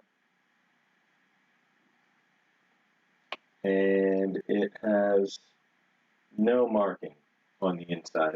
I mean, on the top. It does say Ontario 987 on the side. So I would say this is just a basic pilot survival knife by the Ontario Knife Company. It's got these two holes up top that make me think this whole thing could be socketed in as a bayonet with a particular weapon. I'm not sure what weapon it would be with two holes like that, or if that's its purpose, or if it's supposed to be used to make a spear or something. This came alongside the rest of the life raft kit, so this is something we could find detail on later. But for now, just going to enter it into the catalog with what we know.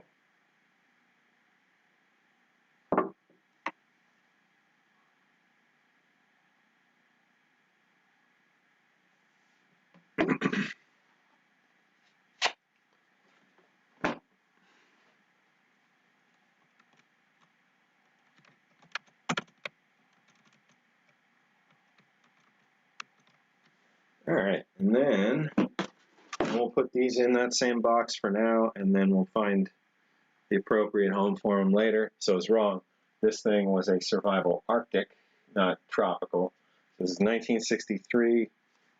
I would think that would make this like a SA 6, but I'm not certain, so we'll just keep it as survival Arctic, or food packet survival Arctic, and throw 1963 as the date on it. This is one where I'm hoping the internal contents are going to be better than the external, because I've got nice ones externally that are just empty cans. I picked this up for, I want to say, $40. This was like a, really good deal if the contents are anywhere near okay. The outside is rough, not very nice to display, so that's what I'm banking on, is that the inside's going to be better.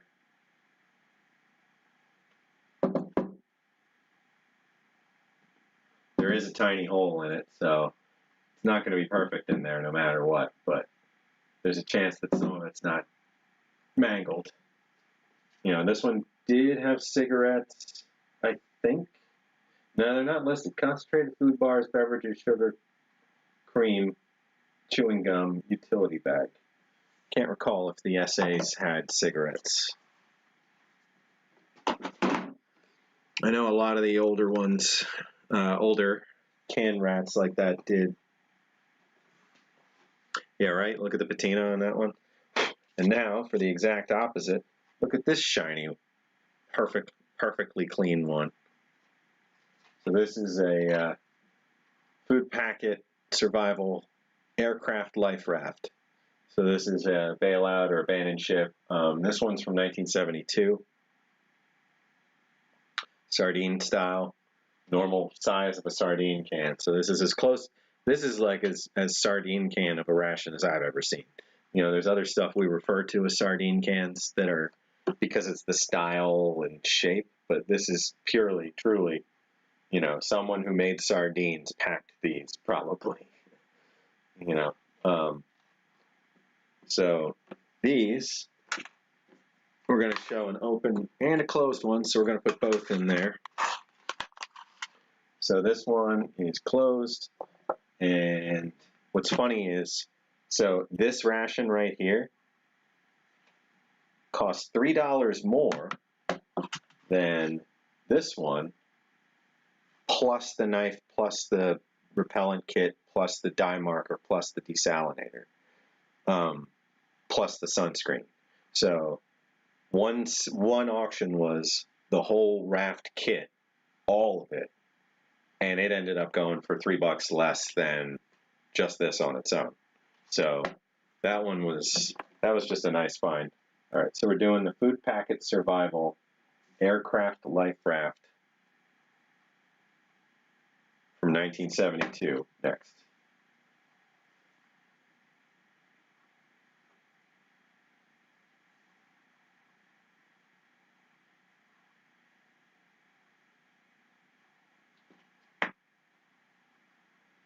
This one is sealed.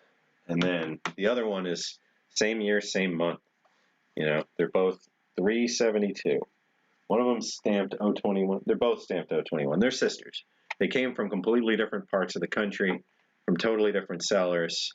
One, I thought I was getting this one already opened, and it turns out they had opened one to take pictures for the auction, but they still sent me a sealed one.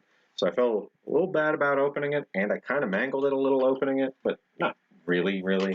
Like, what I consider mangling is this. I didn't get this edge of it as cleanly as I wanted when taking the lid off. So this ring popped out. I wanted to keep it, attached in there, but it doesn't hurt, really. And the can itself was already dented, was why I picked that one to open. But you can see the internal contents. It's a little safety bag that's got, a little storage bag. You would use it to put, your leftovers back in to keep salt water from wrecking them. But it's just 2 packs of charms, some chiclets, some string to tie off the bag, And I can't remember if there was gum or anything else with these.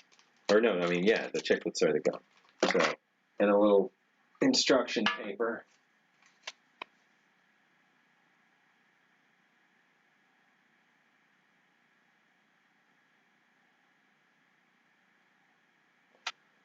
Food in this packet, especially developed for survival use, will be beneficial when water supply is limited. When entirely consumed by one man in one day, the packet will maintain survival efficiency. Items must not be allowed to get wet. Keep unused components in plastic bag. Use twine to tie mouth securely. So yeah, you tie your mouth shut. No, tie the mouth of the bag shut. So comes with this plastic bag, you know, and when you're not using it, it's supposed to tie it up with this piece of string. That's literally all it is 2 packets of charms, a bag, 2 packets of chiclets, and some string. You know, most of the bailout rations for the last 50 plus years have just been charms. There were jelly bars and things in some of them. Oh, I know, I love doing the old time radio voice. You know. But yeah, I think like that opened up, it displays pretty well, and you can see everything that's in there: rope, string, plastic bag, charms. I mean, rope, string, plastic bag, charms, chiclets. The charms were 10 cents a pack, or 10 cents a package at the time.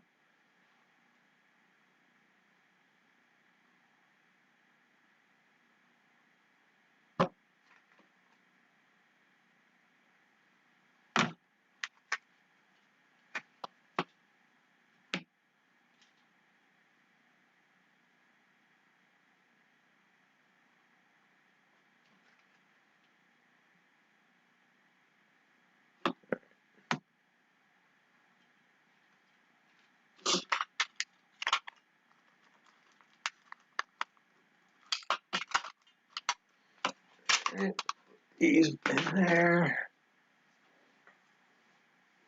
That's it for that. Anything else that makes sense to go in this box? Let's see. We've got this other box of various nonsense. So, always use that voice. All right, we'll do the whole rest of the episode in old-time radio voice. There's only 10 minutes left. So, the next items we're going to look at are some Canadian Forces Food Packet Survival Supplemental Maritime.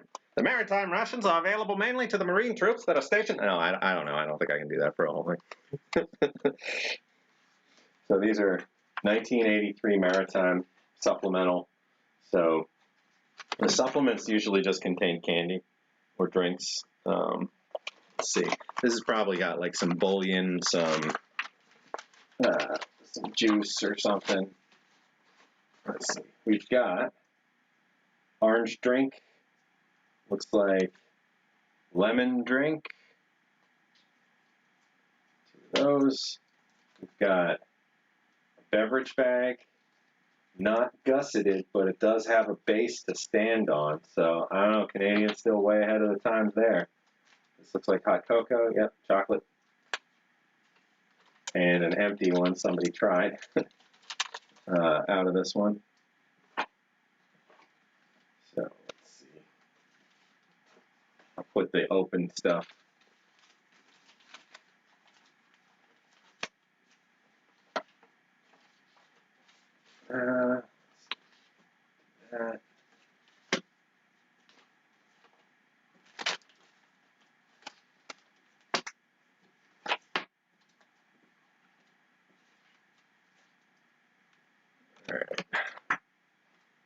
Now we're going to keep going with this box. I'm looking at, so I got another box of just like sundry stuff, like, and I'm going to, because we've started to put some survival rations in this last box, box 83, I'm just going to grab a few more out of this universal box of nonsense, and we'll catalog them alongside box 83. You know, a lot of this box is going to end up in new homes at some point. All right, so that's the Maritime Survival Packet from 1983. Open one. It says $2 on it. Yeah, sure. These days, no way. $2. Cash. And then there's another one that's in sealed shape. So one open, one closed.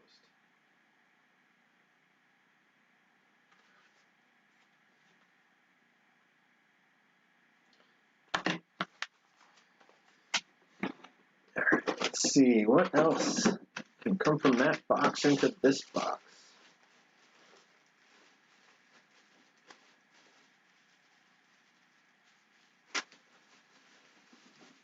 Do the Hershey's bars.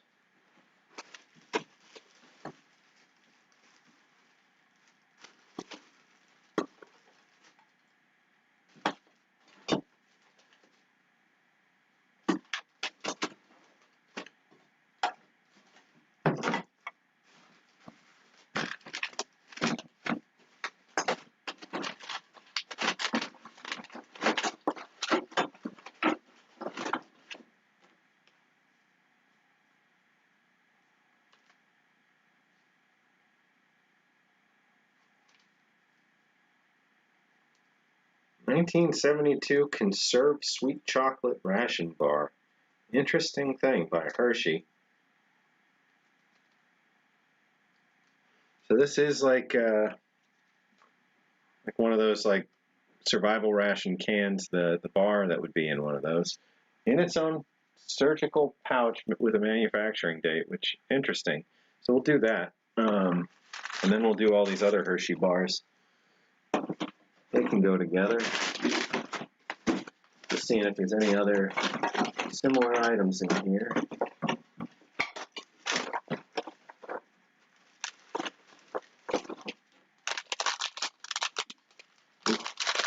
Old jelly bar.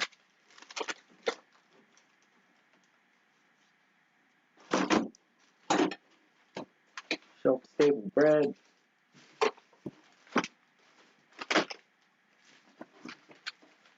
Oh, we can do the wintergreen bar in here too. Why not? All right. Okay, so we're going to do Conserved Sweet Chocolate Ration Bar Type 12 Style 1 Class 1.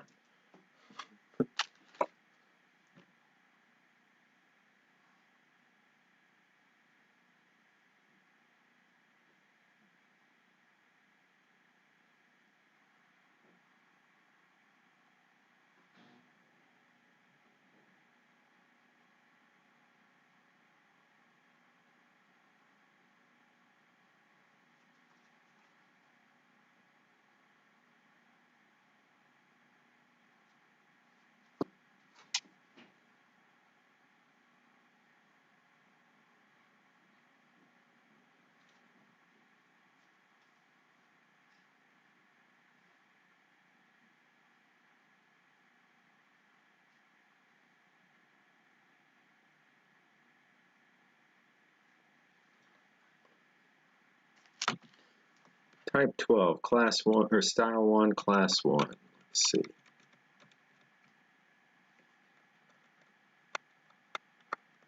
Man, you got it. On point, Corey. Thank you. Let's see, so we'll put that down there. Now we'll do the rest of the Hershey's stuff. We've got these original desert bars I have. They're in really bad shape compared to the newer ones that I got. Like, they're okay. I didn't have a lot for a long time. Now, you know, just recently got quite a few from Salty Croc. So we'll put them all out.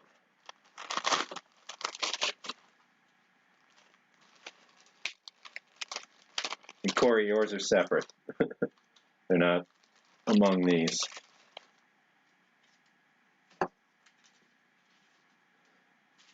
Two of them I have are very faded. Most of them are swelled and crumbly inside and will leak powder given the chance. These things didn't hold up great over time in general. I've seen ones that have come out okay, but like this one here, this one seems to be one of the better ones, and this end is definitely just powder. This one is holding pretty good shape, but it's all crumbled there. I mean, overall, the formulation to like make them heat proof seems to have not made them time proof.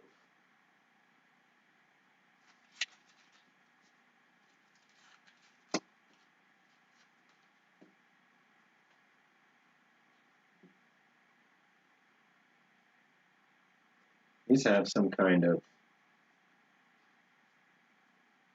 label on the back that's worn off. Hershey's first Gulf War. Oh, okay. So somebody made their own labels for them. Maybe they were in a display before I got them. But they're labeled like first Gulf War. Oh, time. Time will make fools of us all. Hopefully there only end up being 2 Gulf Wars. All right, so this is Hershey Desert Bar times 6.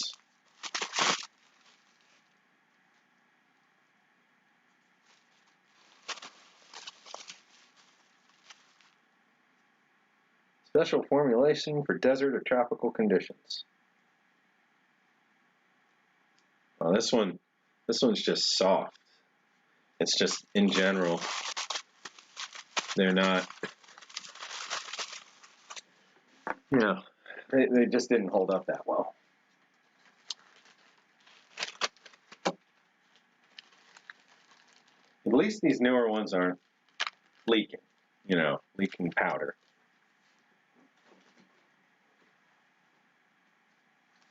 All right, so we'll do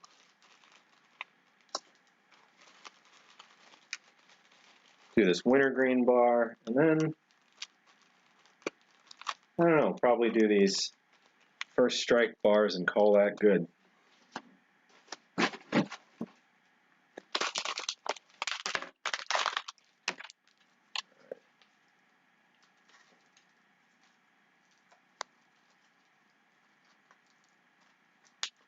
All right, a wintergreen bar. So,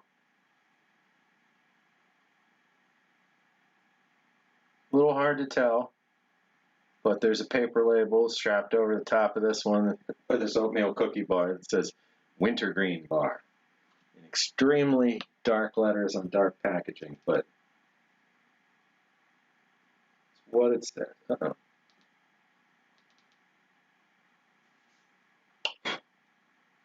My camera might have gotten mad at me after all the setting it down face down.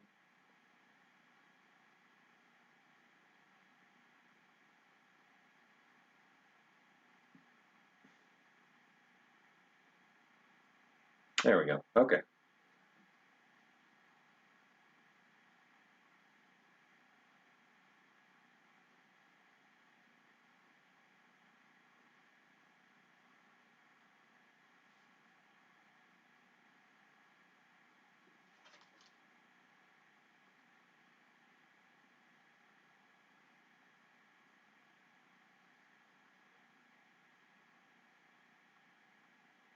All right, wintergreen bar. Oh. See, we will do in order the Hua-Ura bar,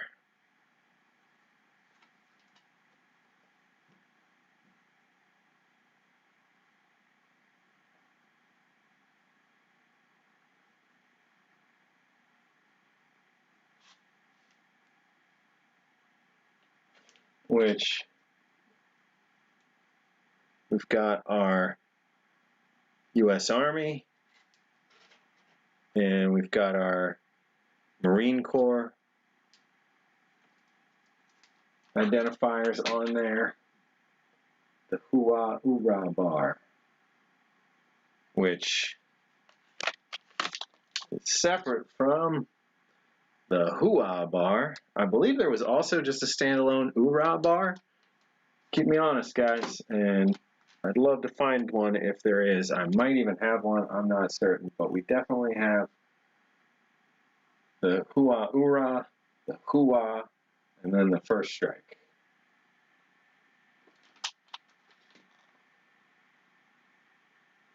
Hua Ura is from 06. The Hua is from 07. And then we get to the first strike bar. This one's from 09.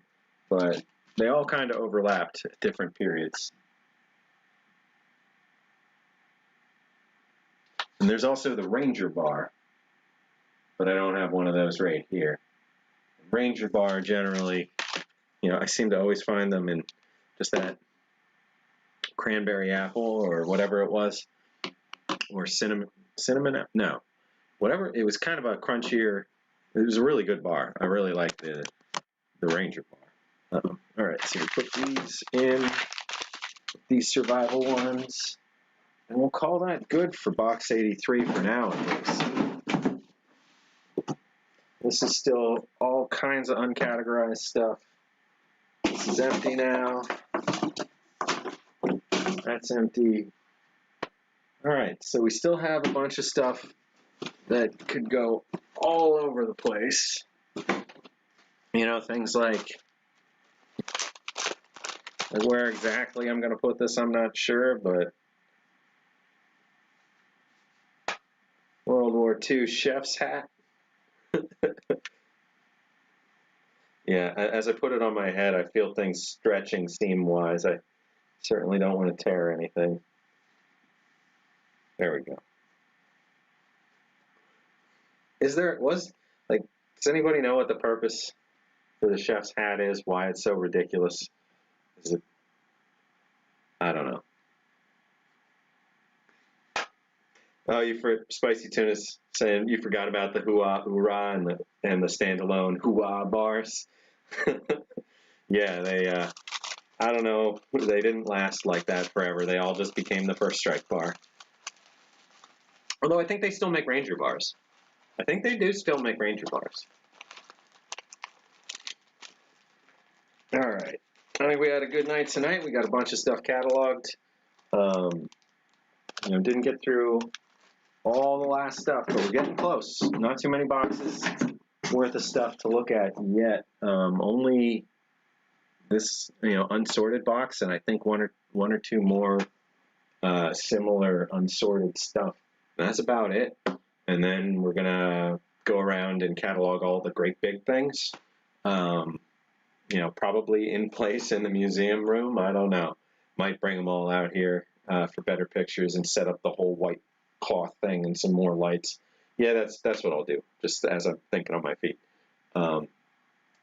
Because the crates and stuff, I think we've got a lot of them photographed already. I'll just want to pull the original photos that we took the last time around into one folder, and then things like the stoves and the B-17 Flying Fortress kitchen.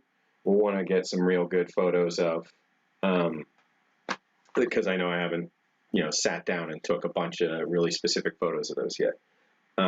Wanted to say thank you again to Rachel, aka Sunshine Side of Life. Thank you so much for sending out the Feast of the Holidays, which you'll be seeing more of on the stream. I haven't even tucked into that yet. And the box full of goodies that I got to enjoy for 2 cups of coffee, and the grav kicks, and the salami, and the French biscuits so far. So super happy with all that. Really appreciate that. And it's really nice what you're doing for the Ration community. So anybody interested in those, reach out to Rachel. Kaylin, are you doing a show tonight? I didn't double check. If you are, just feel free to throw a link in here, or let me know. I could tell everybody to head your way in a bit. But anybody I didn't say hi to throughout the night, hi and bye. To anybody who might be lurking over on Twitch, I'd love to hear from you. Wash my hands. That's a good call. Handled all kinds of things tonight. Really should wash them. You probably see me doing this. That doesn't really cover it all. But okay, everybody, I'm gonna still make Ranger bars as of 2015. So they might still. I'm not sure. But Thanks very much, everybody, for coming out for Bulletin number 59. We'll see you next time for Bulletin 60. Might be next week, but with the holidays, I'm not certain. Just check back. Otherwise, it'll be the week after, first week in December. But we'll see. So I'm thinking I'll probably be on next week. Just kind of leaving it up in the air for now. Either way, thanks again, everybody, for coming out. Hope you had a ton of fun. And I will see y'all again soon. But until then, just remember to stay rational.